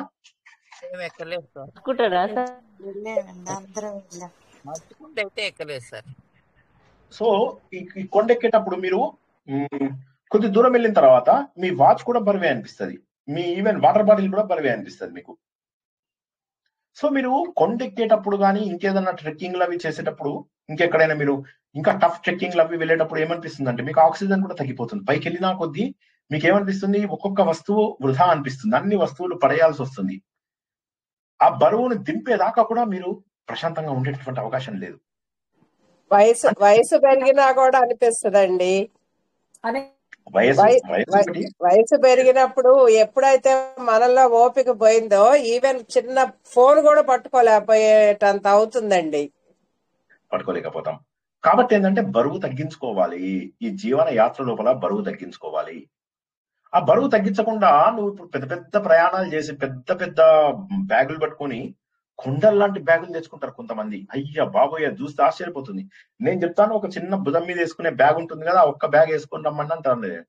ఓ భుజం మీద బ్యాగ్ వేసుకొని నేను ఎలా వెళ్ళాను, ఒక్కనే 15 రోజులు 20 రోజుల యాత్రకు కూడా వెళ్ళిపోతాను ఒక్క బ్యాగ్ తోటి. అలా ఉండాలి. లేకపోతే ఎట్లుంటుంది, ఆ బరువు దింపుకునేదాకా ప్రయాణం ఆగిపోతుంది. కాబట్టి మన జీవితంలో కూడా మీరు ఎన్ని పోగు చేసుకుంటారో అంత కష్టమైపోతుంది. మీరు ఉదాహరణకి మీకు రోజు లోపల 24 గంటలే ఉన్నాయి టైము. మీరు రకరకాల వాటికి మీరు టైం ఇచ్చారనుకోండి, ఇస్తే మీరు ఎక్కడి నుంచి మేనేజ్ చేయగలుగుతారు? ఒక పారాయణాల గుంపు ఉంటుంది, ఒక భజనల గుంపు ఉంటుంది, ఒక అడ్డాలు కొట్టే గ్రూప్ ఉంటుంది, ఒక స్మోకింగ్ గ్రూప్ ఉంటుంది, రకరకాల గ్రూపులు ఉంటాయి. ఎక్కడి నుంచి మీరు టైం ఇవ్వగలుగుతారు అందరికీ? కాబట్టి ఏంటంటే భగవంతుడి విషయాలే పట్టుకుంటే మీరు ఎక్కువ పనులు చేయగలుగుతారు. ఆధ్యాత్మిక శిఖరం ఎక్కాలి అంటే ముందు కోరికలు, ఈ ఆశలు ఇవన్నీ ఇక్కడే వదిలేసేయాలి. ఇవన్నీ కూడా మీకు బరువులే. మీ బరువులేంటి ఇప్పుడు? కోరికలు, ఆశలు. అసలు బరువులేంటి చెప్పండి ఒకసారి ఎవరైనా. కోరికలు, ఆశలు అంతే. ఇవి వదులుచుకోకపోతే ఆధ్యాత్మిక ప్రయాణం అనేటటువంటిది సుఖంగా వెళ్ళదు. ఇవి కాక ఇక వేరే రోజుల నుంచి తీసుకున్న గిఫ్ట్లు. ఎన్నిసార్లు చెప్పినా కూడా జనాలకు అర్థం కాదు. ఏం చెప్పాలా? తప్పని ఎన్నిసార్లు చెప్తే జనాలకు అర్థమవుతుంది? నా ప్రవచనానికైనా రావడం మానేస్తారు కానీ ఇవి మానేయరు. ఏం బదినే అంటారు, పోయి వాళ్ళకి ఇస్తారు, వీళ్ళకి ఇస్తారు, తీసుకుంటారు. అన్ని తెచ్చుకొని ఇంట్లో పెట్టుకుంటారు. రుణానుబంధం. ఇవి వచ్చింది జన్మ, ఉన్న కర్మలన్నీ కూడా భస్మం చేసుకో, అగ్గిపుల్ల గీసి కాల్చేవయ్యా అంటే కొత్త కర్మలు చేసుకొని మళ్ళా అడుసు దొక్కనేలా, కాలు గడగనేలా. ఇవాళ నాకు ఒకరు అడిగారు, కర్మ సిద్ధాంతం చెప్పండి అని. నేను చెప్పాను, నీకు 2 లక్షల పుణ్యాలు 2 లక్షల పాపాలు అనుభవించాలి. మొత్తం ఎంత అయింది అంటే 0 అన్నారు. 0 కాదు, 2కు 2 అనుభవించాలి, 4 లక్షలు అనుభవించాలి. ఒక జన్మ లోపల 10,000 అనుభవిస్తావు మానవ జన్మ లోపల. సో అప్పుడు ఏమవుతుంది? 3,90,000. కానీ ఈ మానవ జన్మలో 50,000 కొత్త పాపాలు, కొత్త పుణ్యాలు చేసుకోవచ్చు.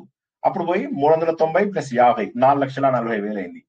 జన్మ ఇచ్చింది కడుక్కోరా 390 అయినా చేయరా అంటే మనం ఏం చేస్తున్నాం? దాన్ని 4,40,000 చేసాం. దీనికంటే పశువు జన్మ బెటర్ కాదా? ఒకసారి ఆలోచించండి. మనం మనుషులుగా పుట్టామా, పశువులుగా మారాలా? ఒకసారి ఆలోచించండి. పశువులుగా మారితే చాలా బెటర్ తెలుసా. పశువులు అంటే మనము తీసిపడేస్తున్నాం, కానీ యాక్చువల్ గా పశువులు చాలా బెటర్. ఎందుకో తెలుసా? పశు జన్మలు కనుక 10 వచ్చాయి అనుకోండి, 10 పదుల లక్ష పాపం ఎగిరిపోతుంది, లక్ష ప్రారంధము ఎగిరిపోతుంది. మనిషిగా ఏం చేస్తున్నాం? మనం కొత్త యాడ్ చేసుకుంటున్నాం. 4 లక్షల పాప పుణ్యాలని 9 లక్షల పాప పుణ్యాలుగా చేసుకుంటాం మనం 10 జన్మల లోపల. సో కాబట్టి ఏమైతుందంటే ముందు ఎంతసేపు కూడా ఈ పాపములు అనేవి ఏవైతే ఉన్నాయో ఇవన్నీ కూడా రిజల్ట్ అయ్యే లోపల, అంటే అనుభవానికి రాకముందే ఆధ్యాత్మిక మార్గం లోపల భగవంతుడు ఇచ్చిన కర్మ, భక్తి, జ్ఞాన, రాజయోగాల లోపల ఏదో ఒక మార్గాన్ని పెట్టుకొని మనం మోక్షం సాధించాలా లేదా? ఒకసారి ఆలోచించండి.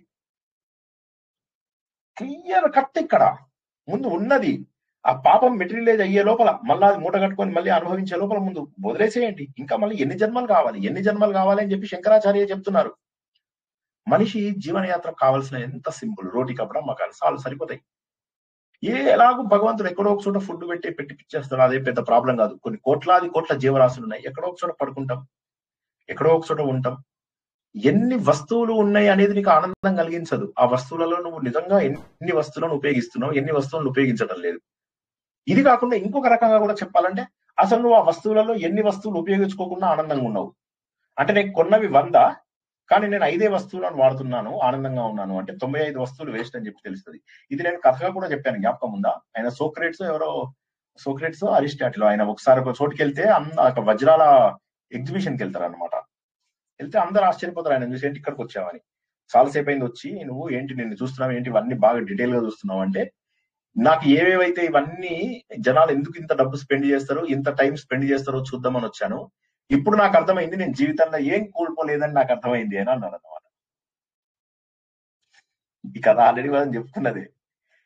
ఎంత అద్భుతం అంటే వస్తు త్యాగం అనేది ఏదైతే ఉన్నదో ఆ వస్తు త్యాగము అవసరమే, కానీ వస్తు త్యాగం కన్నా కూడా వివేకం రావాలి ముందు. ఇక్కడ వివేకం వచ్చిందంటే అన్ని త్యాగం ఆటోమేటిక్ అయిపోతాయి. వస్తువుల త్యాగం మంచిదే, నేను వస్తువులని త్యాగం చేయొద్దు అనడం లేదు. వస్తు త్యాగము, మనుషుల త్యాగము ఓకే, అది కరెక్టే. కాకపోతే అన్నిటికంటే కూడా ఇంపార్టెంట్ మానసికమైనటువంటి వైరాగ్యం రావాలి. వైరాగ్యం అనేది ఎందుకు వస్తుంది అంటే దుఃఖం చేత రావచ్చు, భయం చేత రావచ్చు. మనం చెప్పుకున్నాం కదా, శ్మశాన వైరాగ్యం, ప్రసూతి వైరాగ్యం, పురాణ వైరాగ్యం, ఇవన్నీ కూడా వీటన్నిటి లోపల దుఃఖంతో కలుగుతుంది. ఇంట్లోపల ధనం పోయింది, వస్తువులు పోయాయి, చుట్టాలు పోయారు, భార్య పిల్లల వియోగము, దుఃఖంతో కొంతమందికి వైరాగ్యం వచ్చే ఛాన్స్ ఉంది. ఓకే, మంచిదే, అది మంచిది కాదు. కాకపోతే ఏమైపోతుందంటే ఒక్కొక్కసారి అందులోంచి కూడా తప్పించుకొని మనం ఇదైతాం. అది అన్ఫార్చునేట్, అది దురదృష్టము, దాన్ని మనం ఏం చేయలేము. రెండో దాంట్లోకి వస్తే భయం.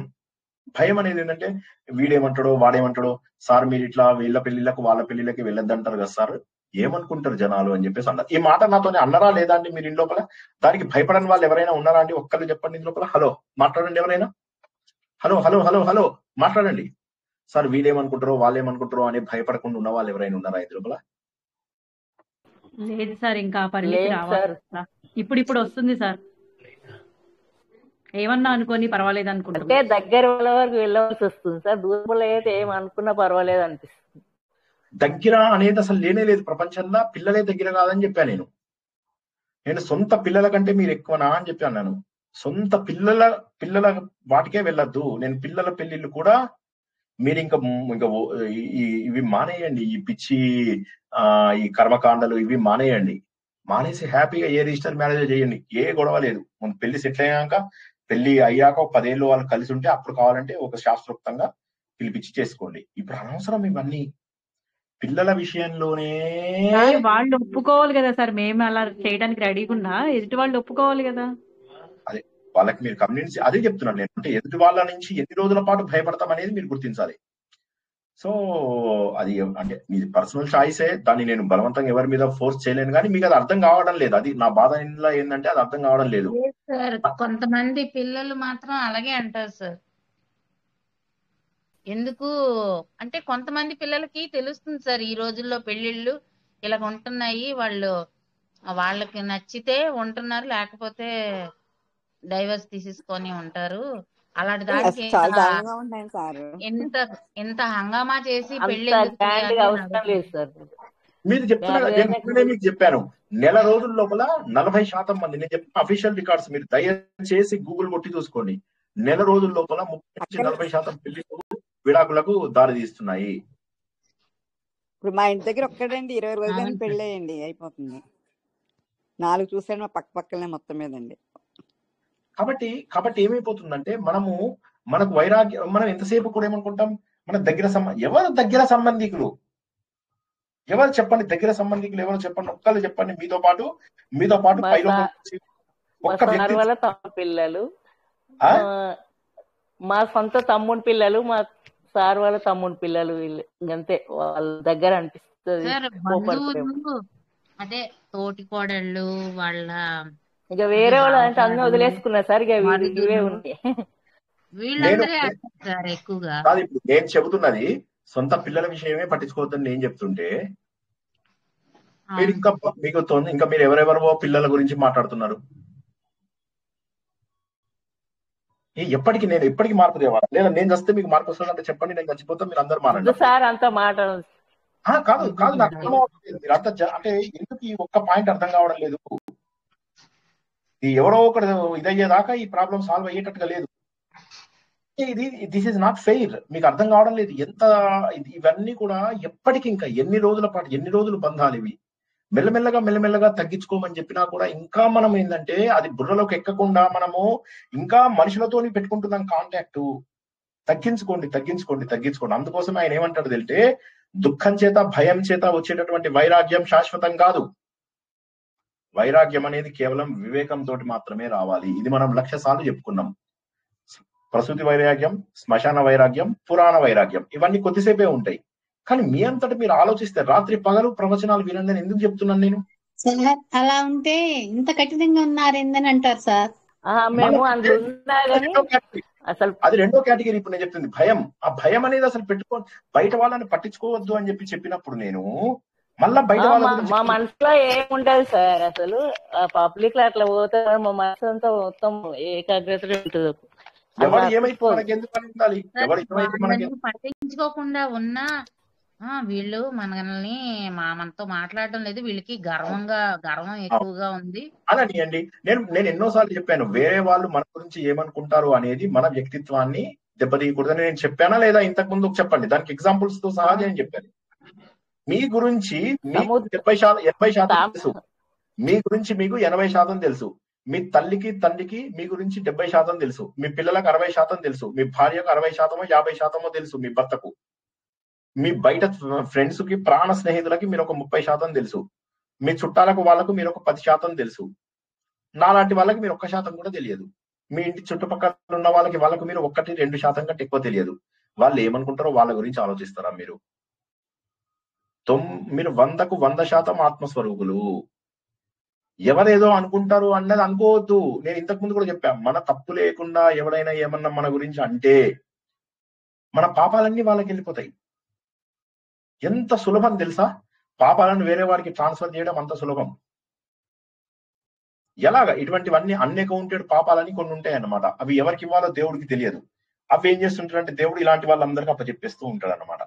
ఇలా అందరి మీద చాడీలు చెప్పుకునే వాళ్ళకు, నేరాలు. మీతో మంచిగా ఉన్నంత సేపు మీరు మంచి వాళ్ళు, గొప్ప వాళ్ళు. శ్రీనివాస్ సార్ చాలా మంచోడు.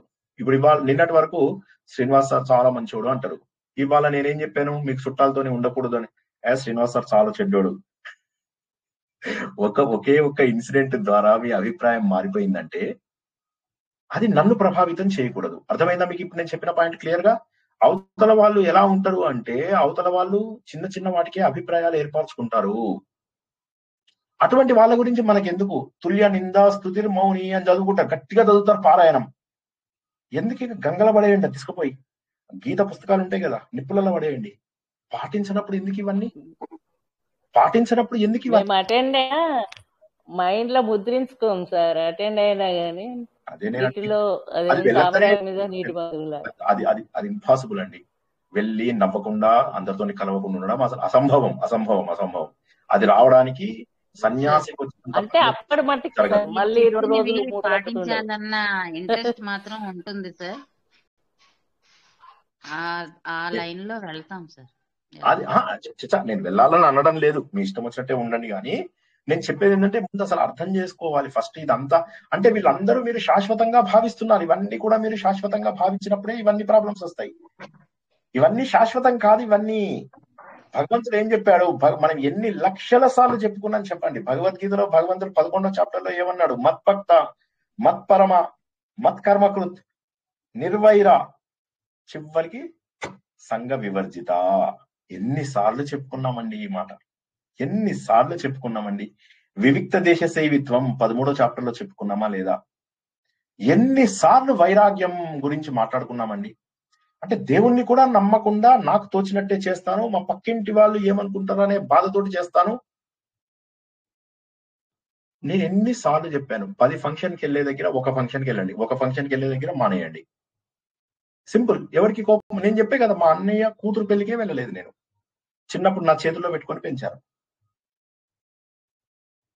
చాలా తగ్గించడం సార్, అసలు 10లో 1 కూడా పోతలేదు. నేను ఇప్పుడు ఏమంటున్నానంటే, ఇప్పుడు నేను చెప్పే కదా, ఎవరి పెళ్లిళ్ళకు వెళ్ళకూడదో నేను చెప్పిన ఎగ్జాంపుల్ మీకు అర్థమైంది. ఇంకా అంతకంటే ఏం చెప్పాలి? బాబాయ్ తప్పక రావాలి, నువ్వు తప్పక రావాలి, దట్స్ ఇట్. వెళ్ళలేదు. చుట్టాలందరూ పిలుస్తారు, ఒరే చిన్నప్పుడు ఇంత బంధుప్రీతి ఉండేదిరా నీకు అంటే. అయిపోయింది. ఇప్పుడు నా వానప్రస్థం. రేపు చచ్చిపోతే మీరు అందరూ అక్కడ పడి ఏడుస్తారా? ఏడవరు. మంచాడయ్యా వాడు, చాలా మంచాడని చెప్పేసి అనుకుంటారు, వెళ్ళిపోతారు. వీళ్ళందరూ మన వ్యక్తిత్వాన్ని ఎటువంటి మార్పు తేలేరు. కాబట్టి నిజమైనటువంటి వైరాగ్యం ఏంటంటే, ఈ వస్తువులన్నీ ఇక్కడే వదిలేసి వెళ్ళిపోతాం. ఈ శరీరంతో ఏర్పడినటువంటి బంధాలన్నీ ఇక్కడే వదిలేసి వెళ్ళిపోతామని తెలిసినప్పుడు మాత్రమే నేను చెప్పిన మార్గంలో వస్తారు. కానీ ఇంకా నేను ఈ శరీరం అనుకున్న వాళ్ళు ఎవ్వరూ మారరు. నేను పిచ్చోను అంతే. ఏం చెయ్యాలి మరి? ఏం చెయ్యాలి? మీకు కథ చెప్తా. ఒక ఆయన పేరు హెన్రీ డ్యూమా ఏదో ఉంది, ఆయన మన రెడ్ క్రాస్. ఆయన ఏం చేశారు, ముందు పెద్ద బిజినెస్ ఉంటుండే ఆయనకి, చాలా పెద్ద బిజినెస్. ఆ బిజినెస్ రన్ చేస్తున్నప్పుడు ఆయన ఏమైందంటే, అనుకోకుండా ఏమవుతుందంటే, ఇది చాలా మన 1800 ఆ టైం లోపల ఆయన ఆల్జీరియాలో యుద్ధం జరిగినప్పుడు ఈ యుద్ధం లోపల దెబ్బలు తిన్న వాళ్ళని చూస్తాడనమాట. ఆయన చూసిన తర్వాత ఒక్కసారిగా ఆయనకు వైరాగ్యం వచ్చేస్తుంది. ఇంత దెబ్బలు తిని కొంతమందికి కాళ్ళు పోతాయి, కొంతమందికి చేతులు పోతాయి, కొంతమందికి ఫేస్ అవుట్ అయిపోయి ఉంటుంది, కొంతమందికి చెవిపోయి ఉంటుంది, కొంతమందికి తల ఎగిరిపోయి ఉంటుంది. చూస్తుంటే తట్టుకోలేకపోతాడు ఆయన. ఉద్యోగం వదిలేస్తాడు, భార్య పిల్లల్ని వదిలేస్తాడు, సంసారాన్ని వదిలేస్తాడు, తన డబ్బు మొత్తాన్ని వీళ్ళకి అంకితం చేసేస్తాడు. అంకితం చేసేసేసి తను ఏం చేస్తాడు తెలుసా? కేవలం యుద్ధ ఖైదీలకు సేవ మాత్రం చేస్తాడు. కొన్ని రోజులకు వితిన్ 15 years ఆయనను గుర్తించేసి 17 దేశాలు ఆయనకి అగ్రిమెంట్ ఒప్పుకుంటాయి. తర్వాత అందరు కలిసి రెడ్ క్రాస్ స్థాపిస్తారు. ఇవాళ ప్రపంచంలో ఎక్కడ క్షతగాత్రులు ఉన్నా కూడా అక్కడ డాక్టర్స్ వెళ్ళేది రెడ్ క్రాస్ నుంచి. సరే ఏం సార్ వైరాగ్యం ఎందుకు రాదు? ఒక్క సంఘటన ఆయన జీవితంలో మీకు జరగలేదా అలా వైరాగ్యాన్ని తెచ్చే సంఘటన? నోబుల్ అని చెప్పి నోబులేనా డైనమైట్ ఇది తయారు చేసింది. ఆయన ఏం చేశాడు? Alfred Nobel. ఆయన ఏం చేశాడు? తయారు చేసినప్పుడు ఆయన చాలా బాధపడ్డాడు, ఆయన చాలా సంతోషంగా ఉన్నాడు. ఎందుకని? అది తయారు చేసినప్పుడు ఆయన ముఖ్య ఉద్దేశం ఏంది? కొండలు కొట్టడానికి, ఎక్కడైనా కష్టమైనటువంటి దారులు ముందుకు తీసుకెళ్లడానికి. యుద్ధం కూడా ఒక పర్పస్, కానీ అది మెయిన్ పర్పస్ కాదు ఆయనకి. ఎంతో 99% మంచి పనులకు ఉపయోగించవచ్చు డైనమైట్ ని. ఈ రోజుకు కూడా డైనమైట్ వాడతాం మనం. ఆయన అది కనుక్కున్నది కూడా కాకతాళీయంగా కనుక్కుంటాడు. కనుక్కున్న తర్వాత అప్పుడు ఆయన ఏం చేస్తారు? దాన్ని వాడిన తర్వాత చాలా ఇదవుతుంది. ఇంతలోకి ఏమవుతుందంటే ఆయన ఆ కంపెనీ లోపల, ఆయన ఉన్న కంపెనీ లోపలనే ఆయన మ్యానుఫ్యాక్చరింగ్ ప్లాంట్ లోపల వీళ్ళు చనిపోతారు అన్నమాట. వాళ్ళ రిలేటివ్స్ కూడా కొంతమంది చనిపోతారు. ఎవరో ఈయన కూడా చనిపోతారు అని చెప్పేసి అంటారు అనమాట. ఆ ఫ్యాక్టరీలోనే ప్రమాదం అవుతుంది. అప్పుడు ఎవరో అంటారు అనమాట, మృత్యు వ్యాపారి అంటారు అన్నమాట. ఈయనని మృత్యు వ్యాపారి అంటారు. అనగానే ఆ మాట విని ఆయన తట్టుకోలేకపోతాడు ఆ బాధ. ఒక్కసారిగా వైరాగ్యం వచ్చేస్తుంది. ఎంతటి వైరాగ్యమో తెలుసా మీకు? తను సంపాదించిన మొత్తం డబ్బు లోపల ఆయనకి ఎంత తట్టుకోలేకపోయాడు. అయ్యయ్యో నన్ను ఇలా అనుకుంటున్నారా అని చెప్పి తను సంపాదించిన డబ్బు లోపల పాపం ఆయన ఏంటంటే సైంటిస్టు, చాలా సెన్సిటివ్ గా ఫీల్ అయిపోయి గుండె తరుక్కుపోయి అయ్యో అని చెప్పేసి ఆ 100% తన సంపాదించుకుంటే 5-6% మాత్రమే తన పిల్లలకి ఇచ్చి 94-95% డబ్బుని బ్యాంక్ లో వేసి నోబెల్ ప్రైజ్ ని డిక్లేర్ చేసి 5 ఏరియాస్ పెట్టి, ఈ 5 ఏరియాస్ లో ఎవరెవరైతే చేస్తారో పర్మనెంట్ గా వాళ్ళకి నోబెల్ ప్రైజ్లు ఇవ్వండి అని చెప్పేసి చెప్పాడు ఆయన. వైరాగ్యం అంటే 2 ఉదాహరణలు, గొప్ప ఉదాహరణలు చెప్పాను. అందరిని వదిలేస్తాడు ఆయన. బెర్క్షైర్ హ్యాత్వే ఆయన ఉన్నారు కదా, ఎవరు? Warren Buffett. మేము ఆ ఊర్లో ఉండేవాళ్ళం అన్నమాట, ఒమహా నెబ్రాస్కాలో ఉండేవాళ్ళం. ఆయన ఇంటి ముందు నుంచి వెళ్తే చాలా సింపుల్ గా అనిపించేది ఆయన ఇల్లు కూడా. మరి ఆయన ఆ రోజుల లోపల టాప్ 2-3 ఉండేవాడు. ప్రపంచంలోనే అత్యంత రిచెస్ట్ పీపుల్ లోపల టాప్ 2-3 ఉండేవాడు ఆయన. తర్వాత ఆయన ఏం చేశాడు? తన బిజినెస్ మొత్తం అయిపోయిన తర్వాత తను కొంత మాత్రమే తన పిల్లలకి ఇచ్చి 90% కంటే ఎక్కువ డబ్బుని మైక్రోసాఫ్ట్ అధినేతకి ఒక ఇది ఉందన్నమాట. ఆయన బిల్ గేట్స్ యొక్క ఫౌండేషన్ కి, మిలిండా గేట్స్ ఫౌండేషన్ కి లాస్ ఇచ్చేశాడు. రాకర్ఫెల్లర్ ఫౌండేషన్. ఎందుకు ఆ దేశాలు ఆనందంగా ఉన్నాయో తెలుసా మీకు? నిజమైనటువంటి వైరాగ్యం వాళ్ళ లోపల ఉంది. నిజం చెప్పాలంటే బెర్క్షైర్ హ్యాత్వే ఎంత గొప్ప కంపెనీ అండి. అంత గొప్ప కంపెనీ నుంచి ఆయన ఒక్క డబ్బు పెట్టుకోకుండా తన కోసం సింపుల్ జీవితాన్ని గడుపుతూ, సింప్లిసిటీలో ఉన్న ఆనందము ఇంకేమీ లేదండి, సింప్లిసిటీలో ఉన్నటువంటి ఆనందం కంటే గొప్పది ఇంకోటి ఏం లేదు అని చెప్పి గుర్తించగలిగారు ఆయన. అది కాబట్టి అది మనం సంపాదించుకోవాలి. ఎందుకంటే వివేకం ద్వారా మనకు వైరాగ్యం రావాలి. వైరాగ్యానికి సమమైనటువంటి ధనం ఈ ప్రపంచంలో లేదు. సద్గురువుకు సంబంధించినంత గొప్పనైనటువంటి రక్షకుడు లేడు. ఇది మనం విన్నది చాలా పాతది, ఇది చాలా పాతది. అదే విధంగా సంసారానికి ఈక్వలెంట్ శత్రువు కూడా లేడు. మంచి గురువైనటువంటి రక్షకుడు లేడు. బ్రహ్మబోధ కంటే గొప్పనైనటువంటి సుఖం లేదు. వైరాగ్యం కంటే గొప్ప ధనం లేదు. సంసారానికి సమానమైనటువంటి శత్రువు లేదు మనకు. వైరాగ్యం ఎప్పుడు వస్తుందండి? ఇన్ని మాటలు చెప్పాక కూడా వైరాగ్యం రాకపోతే ప్రపంచంలో ఉన్నవన్నీ తాత్కాలికము.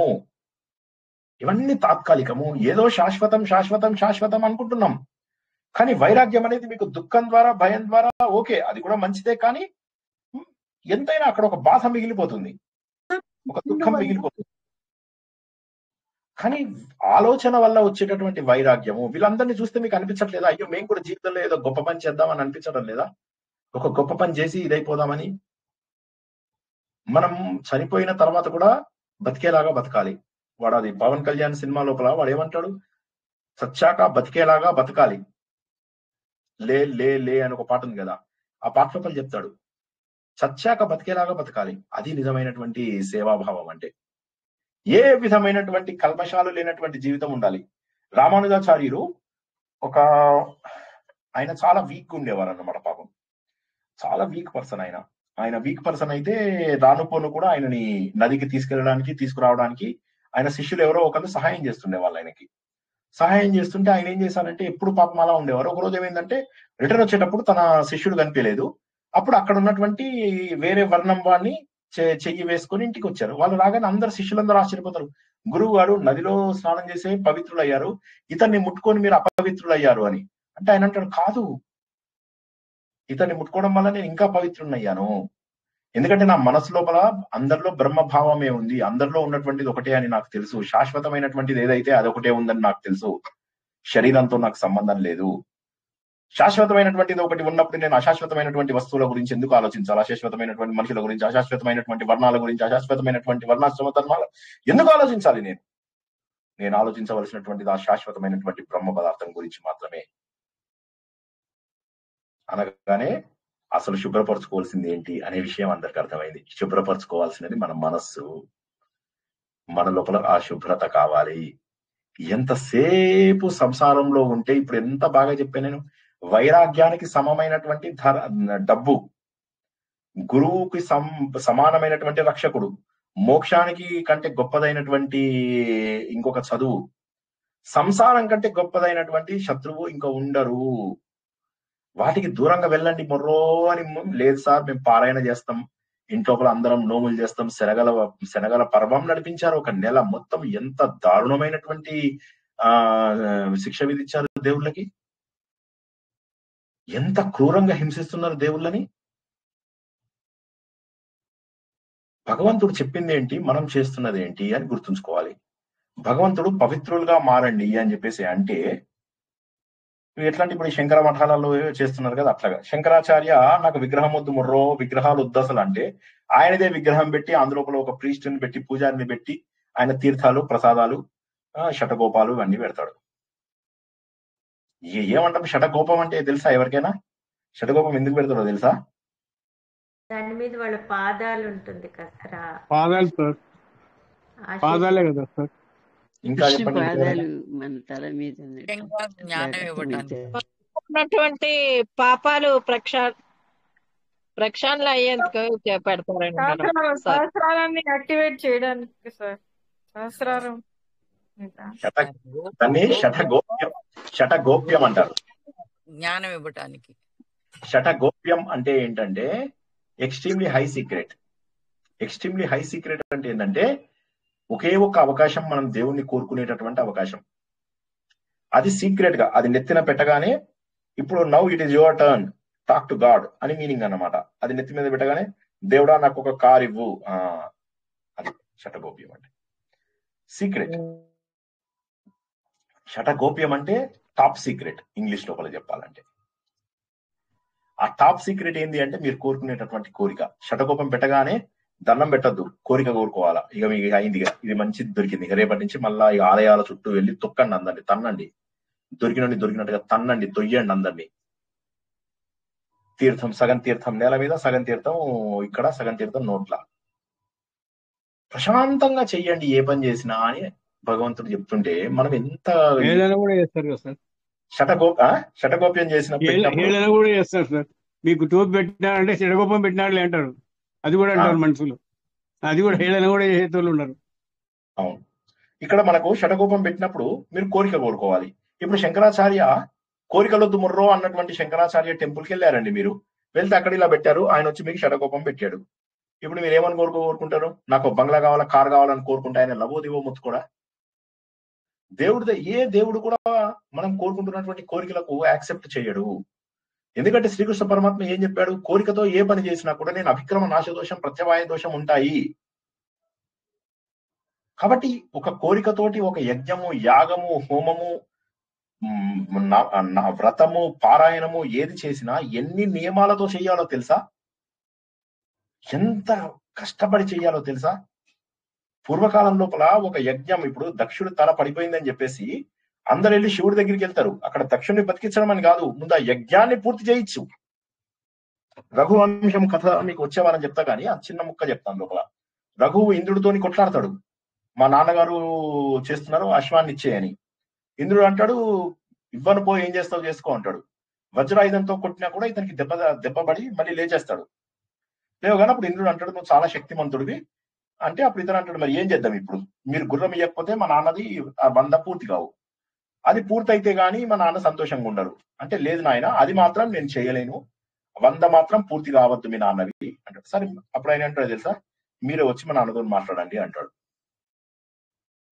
ఇప్పుడు ఆయననే వచ్చి వీళ్ళ నాన్నతోని మాట్లాడతాడు. అంత నియమనిష్టలతో చేయాలి కర్మకాండాలు చేస్తే. చెయ్యొద్దు నన్ను నేను అనడం లేదు, మీరు అంత భక్తి శ్రద్ధలతో అంత శ్రద్ధగా కర్మకాండాలు చేస్తున్నారు. ఆ పెళ్లి చేస్తారు. మేము చాలా సంప్రదాయంగా చేశామండి. 6 బ్రాహ్మలు వచ్చారు. వాళ్ళలో వాళ్ళు సెల్ ఫోన్లు చూసుకుంటా పిచ్చి జోకులు చెప్పుకుంటూ వాళ్ళు చెప్తూ ఉంటారు. ఇక్కడనేమో ముక్కు పట్టుకో అంటే ఇలా ఇలా, అది ప్రాణాయామం కాదు, అది ముక్కు పట్టుకుంటాడు వాడు. అదే ఆచారం అంటే, అదా సాంప్రదాయం అంటే? సాంప్రదాయం అంటే జోక? పెళ్లి కొడుకు తండ్రి సరిగ్గా ఉంటాడు, పెళ్లి కూతురు తల్లి సరిగ్గా ఉండదు, వీళ్ళ మీద వాళ్ళ కంప్లైంట్, వాళ్ళ మీద వీళ్ళకి కంప్లైంట్, ఇలాగ కంప్లైంట్స్ చేసుకుంటూ చేసుకుంటూ చేసుకుంటూ జనాలు అదొక తంతులాగా చేశారు. ఎన్ని పెళ్లిళ్ళు విడిపోతున్నాయి ఇలాగా. మరి అన్ని చూసుకునే చేస్తున్నారు కదా. ఎందుకు ఈ హంగులు, ఎందుకు ఈ ఆర్భాట్లం, ఎందుకు ఈ హడావిడి? ప్రశాంతంగా ఉండండి, ఆనందంగా ఉండండి అని చెప్పి దేవుడు చెప్తుంటే, యజ్ఞయాగాలు చేస్తారా? చెయ్యండి, అయితే ఫుల్ నియమాలతో చేయండి, చిన్న తప్పు కూడా పోకూడదు. ఎవడు ఒప్పుకుంటాడండి? నేను చేశాను ఒకసారి, చేస్తే అంత అయిపోయింది, ఇక 70% అయిపోయింది. ఇంతలో ఒక పాప వచ్చేసి మొత్తం దన్నేసింది, అన్ని మొత్తం దన్నేసింది. తన్నే గానీ ఎవ్వరం మాట్లాడలేకపోయాం ఇప్పుడు. ఎందుకంటే అప్పటికి ఆయన శిష్యులు అలసిపోయారు. 8 గంటల పాటు చేసినటువంటి ఇది ఆయన శిష్యులు అలసిపోయారు. 15 మంది శిష్యులు. ఇటు నేను అలసిపోయా, దారుణంగా, చెయ్యి కాలిపోయింది, ఒళ్ళంతా ఇదైపోయింది, చెమట్లు, శరీరం అంతా నొప్పులు, లాఠీచార్జ్ చేసినంత నొప్పులు. అప్పుడు పిల్లే కదా, ఏం కదా నేను అన్నాను. వాళ్ళందరూ కూడా అవునవునని అనేసి. సో ఇవన్నీ మూర్ఖపు మాటలు. ఇవన్నీ ఒక ఆయన తనతో జ్యోతిషం బాగా చెప్తానని చెప్పి 100,000 మంది శిష్యులను తయారు చేసుకున్నాడు ఒక ఆయన. ఆయన నాగఫణి శర్మకు శిష్యుడు అన్నమాట. వీళ్ళందరూ ఏదో అంటారు కదా, మన కేసీఆర్ చెప్తాడు, ఆడొకడు ఈడొకడు తోడ ఇదయ్య ఆగమ ఏదో అంటారు చూడు, ఆడొకడు ఈడోడు, అయ్యో మర్చిపోయా. సో అట్లాగా వాళ్ళందరూ ఎక్కడెక్కడ ఒక్కొక్కడు తయారవుతారు. వాళ్ళందరూ వచ్చి ఏం చేస్తారు, వాడు వచ్చి మా ఇంట్లోపల ఓ వ్రతం చేశాడు, అది చేసిన 15 రోజులకి మా నాన్నగారు పోయారు. లక్ష్యవత్తున్నాం, ఎక్కడ ఎవరు తప్పు చేశాడో తెలియదు. సో చెయ్యాలంటే చెయ్యండి, కానీ ఎంత నిష్ఠతో చేస్తున్నారా మీరు? కాబట్టి ఏంటంటే జీవితాన్ని మార్చుకునేటటువంటి పవిత్రమైనటువంటి ఆలోచనల ద్వారా చెయ్యండి. లేదా మీకు ఇవన్నీ కష్టం అనిపిస్తే, ఆలోచనలు ఇవన్నీ కష్టం అనిపిస్తే పోయి దేశసేవ చెయ్యండి. దేశసేవ చేయడానికి కోట్ల కొద్ది అవకాశాలు ఉన్నాయి, దేశసేవ చెయ్యండి. వైరాగ్యం, ఇప్పుడు నేను ఇందాక చెప్పినటువంటి కథ లోపల ఎన్ని కథలు చెప్తే మీకు అర్థమవుతుంది. ఆయన నోబుల్కి వచ్చిన వైరాగ్యం చూడండి, ఉన్న జీవితంలో ఉన్న డబ్బు మొత్తం ఇచ్చేశాడు. ఆయన వైరాగ్యం ఎంత గొప్పదో ఊహించుకోండి.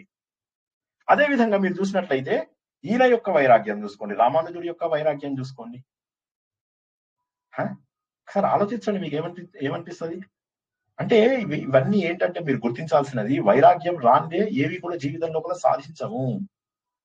ఎన్ని వింటే మన జీవితం లోపల ఇది వస్తుంది. ఈయన హ్యాత్వే, ఆయన వారెన్ బఫెట్ గురించి చెప్పుకున్నాం మనం, ఎన్ని కథలు చెప్పాను చెప్పండి. వాళ్ళ వీటన్నిటి ద్వారా మనం గుర్తించేది ఏంటంటే, నిజమైనటువంటి వైరాగ్య సాధన వచ్చిన వాడు మాత్రమే ఆనందంగా ఉంటాడు. ఇంకా మరెవడు కూడా ఆనందంగా ఉండేటటువంటి అవకాశం లేదు. ఎందుకంటే వైరాగ్యం ద్వారా వచ్చేటటువంటి ఆనందం ఎంత అంటే, మనకి ఇక్కడ రోజు వచ్చేటటువంటి ఆనందానికి 100,000 లక్షల కోట్లు ఉంటుంది ఆనందము.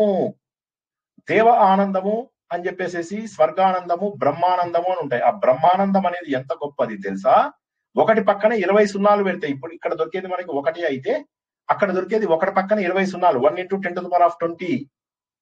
దాన్ని హిరణ్య గర్భ ఆనందం. అంత ఆనందం దొరుకుతుంది బాబు. ఎందుకయ్యా ఈ సుఖాలు, సంపదలు, వీటన్నిటికంటే కూడా గొప్పదైనటువంటిది అక్కడ ఉంది. వివేక వైరాగ్యాలతోటి ఒక వ్యక్తి ఇక్కడే అంత ఆనందాన్ని పొందగలుగుతాడు. నువ్వు ఎన్ని లోకాలు వెళ్ళినా కూడా పొందనటువంటి ఆనందాన్ని కేవలం ఇక్కడ ఉన్న చోటనే వివేక వైరాగ్యం ద్వారా పొందగలుగుతావు. కాబట్టి జీవితంలో మన మార్పు రావాలి.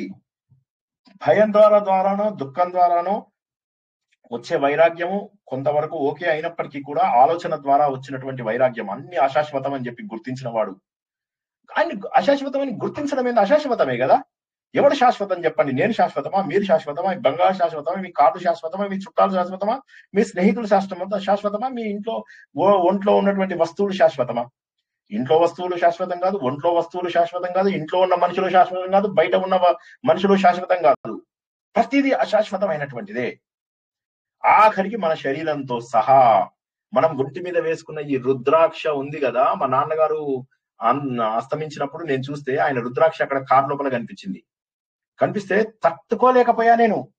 ఒంటి మీద ఉన్న రుద్రాక్షతో సహా ఇక్కడే వదిలేసి వెళ్ళిపోతాం మనము. ఒంటి మీద ఉన్న బట్టతో మన నాన్నగారిని అంత్యక్రియలు జరిపాము, అది కూడా ఇక్కడే వదిలేశాము. ఒక్క వస్తువు వెంట పట్టుకెళ్ళలేవు. ఆ పట్టుకెళ్లే వస్తువు ఏదన్నా ఉంది అంటే నీ జ్ఞానం మాత్రమే. కాబట్టి వైరాగ్యం రానిదే జ్ఞానం అనేటటువంటిది రాదు. జ్ఞానం అనేది వస్తే తప్పితే మోక్షం అనేది వచ్చేటటువంటి అవకాశం లేదు. కర్మయోగం గాని, భక్తి యోగం గాని, రాజయోగం గాని అన్ని కూడా ఎండ్స్ ఇన్ జ్ఞానయోగము. ప్రతి ఒక్కటి కూడా జ్ఞానయోగంలోకే పరిసమాప్తి అవుతాయి. జ్ఞానయోగంలోకే పరిసమాప్తి అవుతాయి అంటే జ్ఞానయోగంకి రావాలి అంటే వైరాగ్య సాధన తప్పదు. ఇష్టం లేకపోతే మీకు ఇష్టం లేదు, అక్కడ దేవుడు కొయ్యడానికి రెడీగా ఉన్నాడు, అన్ని బంధాలు కోసేస్తాడు. సంతోషంగా వీటిని ఆలోచన ద్వారా తెంపుకుంటామా, లేకపోతే దేవుడు వచ్చి తెంపేదాకా ఎదురు చూస్తామా? అప్పుడు ఏమవుతుంది? ఎన్నో జన్మల పాటు ఇది తెంపించుకోవాలి మళ్ళీ. దాని బదులు ఒక్క జన్మలో ఆలోచన ద్వారా ఆ బంధాలను కనుక మనం తెంచుకున్నట్లయితే ఇక మళ్ళీ మనకు ఇంకొక జన్మ అనేది ఉండదు. అనంతమైనటువంటి ఆనందంలో ఉంటాం. అనుభవపూర్వకంగా చెప్తున్నాను. ఈ ఆనందం ముందు మిగతావేవి రావు. ఒక చక్కటి పుస్తకం చదవడంలో, ఒక రోజు గంట సేపు ధ్యానం చేయడంలో, రోజుకు 10 సార్లు సూర్య నమస్కారాలు చేయడంలో, ఈ 3 మాకు RSS లోపల ఖచ్చితంగా ప్రతి వ్యక్తి చేయాలి అని చెప్పేసి చెప్తారు. గంట సేపు ధ్యానం, నెలకొక పుస్తకం. A good book is a good friend. అవన్నీ కూడా సాధించాలి. ఆత్మసుఖము వీడి నీ ఆట కొరకు పాత్ర పోషణ చేసి సూత్రధారి విశ్రమించదని పాదం ఆశ్రయించి పరమ కరుణాంతరంగా శ్రీ పాండురంగ. జై శ్రీకృష్ణ. కొద్దిగా కష్టం అనిపించే పాయింటే చెప్పాను, నాకు తెలుసు. మనసుకు కష్టం అనిపిస్తే కష్టమైన ఆ బంధాలని వదులుకోవడానికి మేము ట్రై చేస్తాం సార్, బాగా చెయ్యాలి. అంటే ఒక్కసారి అశాశ్వతం అని తెలిస్తే ఒక్క క్షణం చాలా తెలుసు, ఒక్క క్షణంలో అయిపోతుంది. కళింగ యుద్ధంలో అశోకుడు ఎలా మారాడు? గౌతమ బుద్ధుడు ఒక్కసారి నాకు మరణం వస్తుంది, నేను వృద్ధాప్యం వస్తుంది అనగానే ఎలా మారిపోయాడు? ఒకటే సంఘటన, ఎక్కువ టైం పట్టదు దానికి. వైరాగ్యం అనేది కాకపోతే రాకపోతే ఏంది, ప్రవచనాలు వింటూ ఉండండి. ఎన్నిసార్లు అయితే అన్నిసార్లు వింటూ ఉంటే ఏదో ఒక టైం లోపల అది స్ట్రైక్ అవుతుంది. స్ట్రైక్ అయిన తర్వాత మీకే ఆటోమేటిక్ గా పోతుంది. నేను ఆ ఎగ్జాంపుల్ చెప్పాను, అందరికి జ్ఞాపకం ఉందా? మా అమ్మ బల్పాలు తినేదని ఎగ్జాంపుల్ చెప్పాను కదా. నేను బల్పాల డబ్బా దాచేవాడిని. దాస్తే మా అమ్మ ఎతి కష్టం మీద ఎట్లా అట్లా పట్టుకునేది. బల్పాల డబ్బా తెచ్చుకొని మళ్ళా ఆఖరికి బయట నుంచి అయినా కొనుక్కొని వచ్చేది ఇంట్లో దొరకకపోతే. చివరికి నేను ఏం చేశాను, నువ్వు తింటే నా మీద ఒట్టు అని చెప్పా. దెబ్బకు మా అమ్మ మానేసింది. ఎదురుగా బల్పాలు పెట్టినా కూడా తినడం మానేసింది. పూర్తి స్థాయి వైరాగ్యం వచ్చేసింది. బల్పాలు ఈ రోజుకు మళ్ళా మా అమ్మ బల్పాలు తినలేదు. ఒకే ఒక నిర్ణయం, అది ఎలా తీసుకుంటారు అనేది మీ పైన ఆధారపడి ఉంది. నిజమైనటువంటి వైరాగ్య సాధన మాత్రమే మనను జ్ఞాన మార్గంలోకి తీసుకెళ్లగలుగుతుంది. జై శ్రీకృష్ణ. ఏమనుకోకండి, నేను ఎవరినైనా బాధ పెట్టుంటే అది నిజము, అది సత్యము. మన హిందూ ధర్మం యొక్క ముఖ్య ఉద్దేశము మోక్షమే.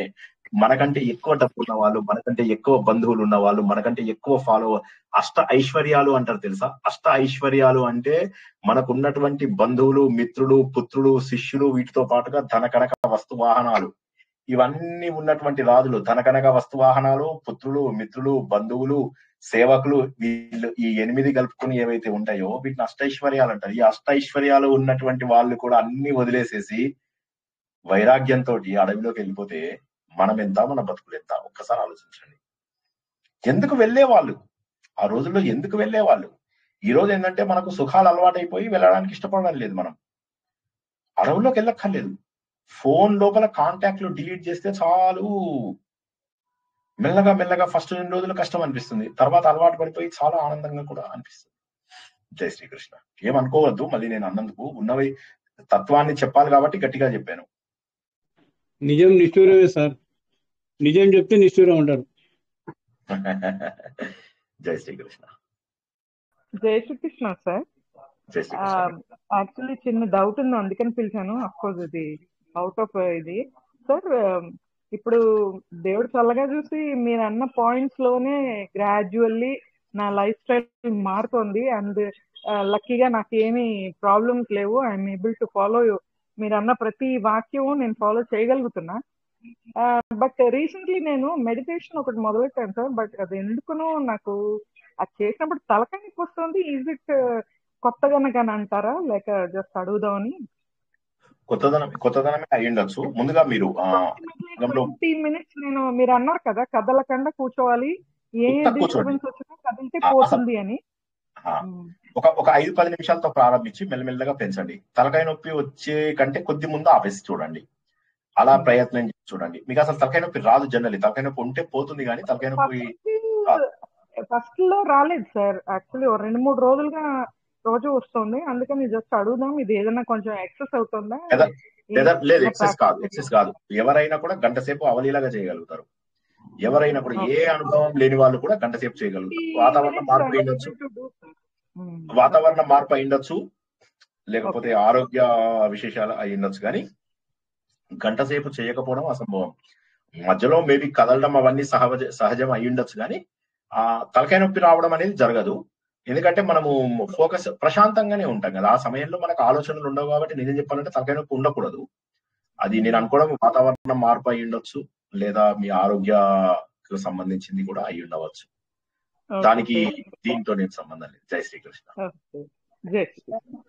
సార్ మీరు ధ్యానం చేయమంటున్నారు కదా సార్, అలా ఆ ధ్యానం చేస్తూ ఏంటి, ఆ ధ్యానంలో ఏంటి గుర్తు చేసుకోవాలి సార్? ముందు ధ్యానం కాదు, ఫస్ట్ స్టెప్ ఏంటంటే చుట్టాలకు ఫ్రెండ్స్ కి దూరం ఉండండి, తర్వాత ధ్యానం చేద్దాం, తర్వాత ధ్యానం చేసుకుందాం. ఓకే, ఫస్ట్ స్టెప్ ఏంటంటే ముందు వైరాగ్యానికి ఫస్ట్ కావాల్సింది సంఘ వివర్జిత. దేవుడి పైన గట్టి నమ్మకం ఉండాలి. జనాలతో తగ్గించుకోవాలి, వీలైనంత తగ్గించుకోవాలి. తగ్గించుకున్నప్పుడు ఏమవుతుంది, మనకు ఎక్కువగా మనము స్వాధ్యాయం చేసే అవకాశం ఉంటుంది. స్వాధ్యాయం అంటే వినడం, అంటే జ్ఞాన మార్గం ఏదైతే ఉన్నదో, జ్ఞాన మార్గం అంటే విజ్డమ్ మార్గం, ఫైనల్ స్టెప్ ఏదైతే ఉందో ఆ ఫైనల్ స్టెప్ కి శ్రవణం, మననం, నిధిధ్యాసనం.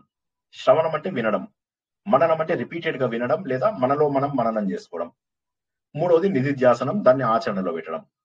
ఈ నిధిధ్యాసనం సమయం లోపల మీకు ధ్యానము బాగా ఉపయోగపడుతుంది. అలాగా మీకు చాలా ప్రశాంతత వచ్చేది. ఎందుకంటే ఆ సమయంలో మీకు ఫోకస్ ఎంత ఎక్కువ చేస్తే మీకు నిధిధ్యాసనం అంత చక్కగా అవుతుంది. కాబట్టి మీరు ఫస్ట్ ఏంటంటే వినడము, దాన్ని ఆచరించడానికి ప్రయత్నం చేయడము. ఎన్నిసార్లు వినగలిగితే అన్నిసార్లు వినండి. అంటే సార్ అలా చేస్తూ ఉంటే చాలా సేపు అందులో అలా ఉండాలని అనిపిస్తుంది, అంటే బయటికి రావాలి అని అనిపించట్లేదు. కానీ మీరు ఫ్రెండ్స్ ని చుట్టాలని వదిలేశారమ్మా? మీరు కూడా ఇంట్లో పిల్లలు, చుట్టాలు, ఫ్రెండ్స్ అందరిని వదిలేశారమ్మా? వాళ్ళందరూ లేనప్పుడే ఎక్కువసేపు చేస్తూ ఉంటాను సార్ ఇదంతా. కాదు నేను అనేది, అసలు అంటే ఫ్రెండ్స్ తో మాట్లాడడం. మీరు వారానికి మీరు ఎంతసేపు మాట్లాడతారు ఫ్రెండ్స్ తోటి కానీ చుట్టాలతో కానీ? జనరల్ మాటలు, దేవుడి మాటలు పక్కన పెట్టేయండి. దేవుడి మాటలు ఎంతసేపు మాట్లాడినా పర్వాలేదు. మామూలు మాటలు, ఇంట్లో ఎలా ఉన్నారు, బాగున్నారా అందరూ అని చెప్పి ఎంతసేపు మాట్లాడతారు? అది తగ్గించాను సార్. అంటే మా పిల్లలకి సుమారుగా ఎంత సమయం మాట్లాడతారు వారానికి? కొన్ని రోజుకి ఎంతసేపు మాట్లాడతారు చెప్పండి. 10 minutes అలాగా మాట్లాడేదాన్ని సార్. అలాగా నేను రోజుకి అవి కొంచెం ఎలా ఉన్నారు, రూమ్ అది బాగుందా, అన్ని మీ పనులు మీరు చేసుకుంటున్నారా అవి అడిగేదాన్ని సార్. అవి తగ్గించండి. ఇవి మీకు ధ్యానం తప్పగా కుదురుతుంది. కొన్నాళ్ళకి నేర్చుకుందాం, మనం ధ్యానానికి సంబంధించినవి నేర్చుకుందాం. ధ్యానం అనేది కేవలం ఒక ఆయుధం, మన దగ్గర ఉన్నటువంటి ఆయుధం అంతే. కానీ ధ్యానం అనేది కంపల్సరీ కాదు. మోక్షానికి కావాల్సిన ఫోకస్ ని మాత్రము ధ్యానం ఇస్తుంది. కానీ ధ్యానం కంపల్సరీ అని ఎక్కడా లేదు. ధ్యానం అనేటటువంటిది చేస్తే మనము ప్రశాంతంగా ఉంటాం. ఎప్పుడు ధ్యానం చేయగలుగుతాం? ఫోకస్ పెట్టమంటున్నారు, అది దేని మీద పెట్టాలి సార్? ఇప్పుడు మీరు అదే చెప్తాను నేను చెప్తాను. అది ఒకసారి ముందు కాంటాక్ట్స్ అందరూ 0 అయిపోయిన తర్వాత చెప్పండి. సార్ మేము వారానికి మీరు చెప్పినట్టుగానే 15 రోజులకు ఒకసారి ఒక 5 నిమిషాలు మాక్సిమం మాట్లాడుతున్నాము అన్న స్థాయికి అందరూ వచ్చాక తప్పకుండా నేనే నేర్పిస్తాను, దగ్గరుండి నేర్పిస్తా. ఓకే, 15 రోజులకి 2-3 నిమిషాలు కూడా మేము వేరే విషయాలు మాట్లాడడం లేదు అన్నప్పుడు నేను తప్పకుండా నేర్పిస్తాను. జై శ్రీకృష్ణ.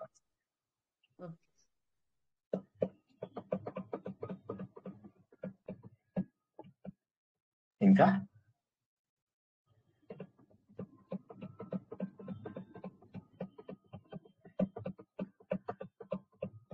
వండర్ఫుల్. వీలైనన్ని సార్లు వినండి. విషయం బోధపడింది అంటే చాలా సంతోషంగా ఉంటుంది. విషయం బోధపడకపోతేనే ఇబ్బంది. విషయం బోధపడింది అంటే ఇంకా అసలు ఆనందమే ఆనందము. వీలైనన్ని సార్లు వింటే అసలు సంగతిని తెలుసుకోగలుగుతాం. ఎందుకంటే భగవంతున్నే మనం ఓడిస్తున్నాం. అలా కాకుండా ముందు భగవంతుని ఓడించకండి. ఫస్ట్ భగవంతున్నే ఓడించేస్తే లాభం ఏముంది? ఇప్పుడు దైవ మార్గంలో వెళ్తూ దేవుని ఓడించాలని చెప్పి పెట్టి కంకరం కట్టుకుంటే ఎట్లాగా? కాబట్టి అది ప్రయత్నం చేయకండి. ఇందాక చెప్పినట్టుగా 4 విషయాలు చెప్పాను. ఇంతకంటే వైరాగ్యం కంటే సుఖం లేదు, సంసారం కంటే శాపం లేదు. ఎప్పుడు నిజంగా అంటే 30 ఏళ్ళకి కాదు నేను చెప్పేది, 30 ఏళ్ళకే అందరిని అన్ని వదిలేసి రమ్మనడం లేదు కదా. కనీసం 45 నుంచి 50 మధ్యలో ఉన్న వాళ్ళ గురించి చెప్తున్నాను నేను. 40 ఏళ్ళ కంటే తక్కువ ఉన్న వాళ్ళకి ఇప్పుడు నేను చెప్పింది పాటించాల్సిన అవసరం లేదు. ధర్మంగా ఉంటే చాలు. మీరు అర్థమైంది కదా ఈ పాయింట్? ధర్మబద్ధంగా గృహస్థాశ్రమంలో ఉండాలి, అవన్నీ సుఖాలు అనుభవించాలి, అర్థం కామం అనుభవించాలి. కానీ 45 ఏళ్ళు దాటిన వాళ్ళకి నేను చెప్తున్నది క్లియర్ కదా అందరికి. మళ్ళా సార్ పుట్టగానే వైరాగ్యం వస్తే ఎట్లా సార్ అని అనగకండి.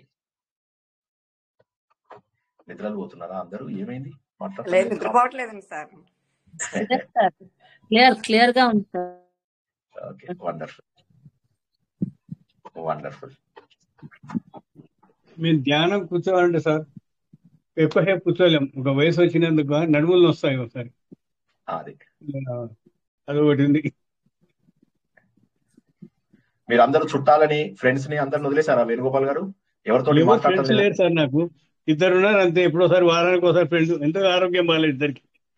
వాళ్ళ ఆరోగ్యం బాగాలని పలకరిస్తాను, ఖచ్చితంగా పలకరిస్తా వాళ్ళని. వాళ్ళు మాట్లాడతారు, నేను మాట్లాడతాను. వాళ్ళు ఇట్లా ఉండదు అట్లా ఉండదు. ఇద్దరికి ఆరోగ్యం బాగాలేదు. ఇంకా వేరే షాప్ పోతాను, కూర్చుంటాను, వస్తాను, అంతే. తప్పదు, అది డ్యూటీ ఉండాలి కదా. నాకెవరు లేరు సార్, మా చైతన్యం తప్ప, మా కోడలు తప్ప. ఫ్రెండ్స్ ఎవ్వరు లేరండి. మీరు ఎప్పుడు అదే మంచి ఆధ్యాత్మిక విషయాలే మాట్లాడుతూ ఉంటారు, అదొకటి మంచి అలవాటు. అనుకోని నింద నా మీద పడింది సారు. అదే మాటలు అది ఉంది కదా భగవద్గీతలోను, ఎవరైనా తిరిగితే పక్క నుంచి వెళ్ళిపోమని నిందేస్తాను. మీదే జ్ఞాపకం చేసుకుని అదే ఫాలో అవుతున్నాను. కర్మ పోయింది అనుకుంటున్నాను అనమాట, ఆలోచన వచ్చినప్పుడు. జై శ్రీకృష్ణ.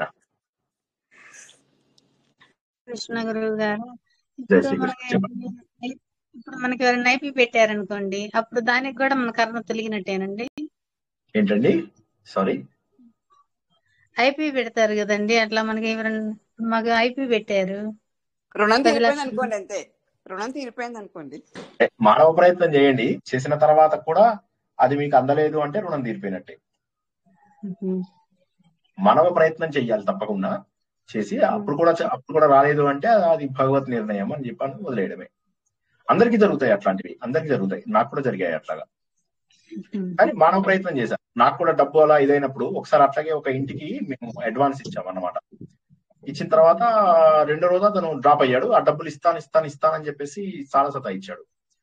సో కానీ మేము కూడా వదలకుండానే అడుగుతూ పోయాం. చిన్న అమౌంటే అయినప్పటికీ కూడా ఒక 1 నెల రోజుల పాటు ఇచ్చేసి సాధించాం. సో మానవ ప్రయత్నం చేయాలి. ఇంకా అది వదిలేసినాం అనుకున్నాము, అట్లా జరుగుతాయి, అందరికీ జరుగుతాయి జీవితంలో. అటువంటివి అందరికీ జరుగుతాయి. జరగని వాళ్ళు ఉండనే ఉండరు. ఏ దాంట్లో కూడా ఎక్కడో ఒక చోట డబ్బు విషయంలో మోసపోయిన వాళ్ళు అందరూ ఉంటారు. అది మీరు పెద్ద వరి అవ్వాల్సిన అవసరం లేదు. మనదైతే వస్తుంది, లేకపోతే రాదు. జై శ్రీకృష్ణ. సార్ ఇంకోటి విషయం సార్, జై శ్రీకృష్ణ సార్. పిరమిడ్ పోతే అక్కడ ధ్యాన కేంద్రాలు ఉంటాయి కదా, పిరమిడ్ అవి వెళ్ళకండి. అవి చాలా ఇది, అవన్నీ కూడా ట్రూ కాదు అది. జై శ్రీకృష్ణ. అక్కడికి వెళ్ళిన వాళ్ళందరూ పడి నిద్రలు పోవడం చూసాను నేను. ఇదంతా ఏంటంటే మీరు ధ్యానం ఇంట్లో చేసుకోండి, చేసే అవకాశం ఉంటే చేసుకోండి. లేకపోతే ఆలోచించడం మొదలెట్టండి. ఆలోచిస్తూ ఆలోచిస్తూ ఆలోచిస్తూ ఆలోచిస్తూ వైరాగ్య భావన రావాల్సిందే. అది వచ్చిన తర్వాతనే జ్ఞానానికి అర్హత వస్తుంది అని భగవంతుడు చెప్పాడు కాబట్టి. జై శ్రీకృష్ణ. అది తత్వసారం పెట్టి చాలా బాగుంటుంది సార్. ధ్యానం కూర్చొని తత్వసారం పెట్టుకుంటాను. అది వండర్ఫుల్, ధ్యానానికి చాలా సూటబుల్ అవుతుంది నాకు. Very good. మీకు ఏకాగ్రత కుదిరిచేది ఏదైనా కూడా మంచిదే. వండర్ఫుల్. అందరూ కూడా ఆలోచన ద్వారా భగవంతుడికి దగ్గర కావాలి. ప్రతిరోజు తెలుసుకుంటున్న విషయమే అయినప్పటికీ కూడా చాలా ఉన్నతమైనటువంటి విషయం ఇది. ఆలోచన కొన్ని కోట్ల జన్మల కర్మలను క్షయం చేస్తుంది. వివేకము తప్పు పనులు చేయకుండా మనని కాపాడుతుంది. వివేకము మనను ప్రతి నిమిషము మన వెంట ఉంటూ రక్షిస్తుంది. వివేక వైరాగ్యాలు అత్యంత గొప్పవి. అందుకే శ్రీకృష్ణ భగవానుడు 6వ అధ్యాయంలో ఏం చెప్పాడు? వివేక వైరాగ్యాలు తప్పనిసరి అని చెప్పాడు. మనుషులుగా పుట్టినందుకు ఆలోచించడం తప్పనిసరి. బండగా చేసేటటువంటి ఏ పని కూడా మనను భగవంతుడి దగ్గరికి తీసుకెళ్లదు. యాంత్రికంగా చేసే ఏ పని కూడా మనను భగవంతుడి దగ్గరికి తీసుకెళ్లదు. బయట వాళ్ళకు భయపడుతూ ఉంటే ఎప్పటికీ కూడా మనము అభివృద్ధి చెందము. బయటవాడు మనని మనల్ని తిట్టినా, మనను పొగిడినా నిర్లిప్తంగా ఉండగలగాలి. అటువంటి స్థాయికి అందరూ చేరుకుంటారని, సందేశాన్ని సరైనటువంటి మార్గంలో మాత్రమే స్వీకరిస్తారని ఆశిస్తూ ఈ రోజు ప్రవచనాన్ని ఇక్కడికి ముగించుకుందాం. రేపు సాయంత్రం మళ్ళీ ఎప్పట్లాగే 9 గంటలకు ఋగ్వేద సారం, దేవుడి యొక్క అసలు స్వరూపాన్ని మొట్టమొదట చెప్పినటువంటి శబ్దాలతో తెలుసుకుంటాము.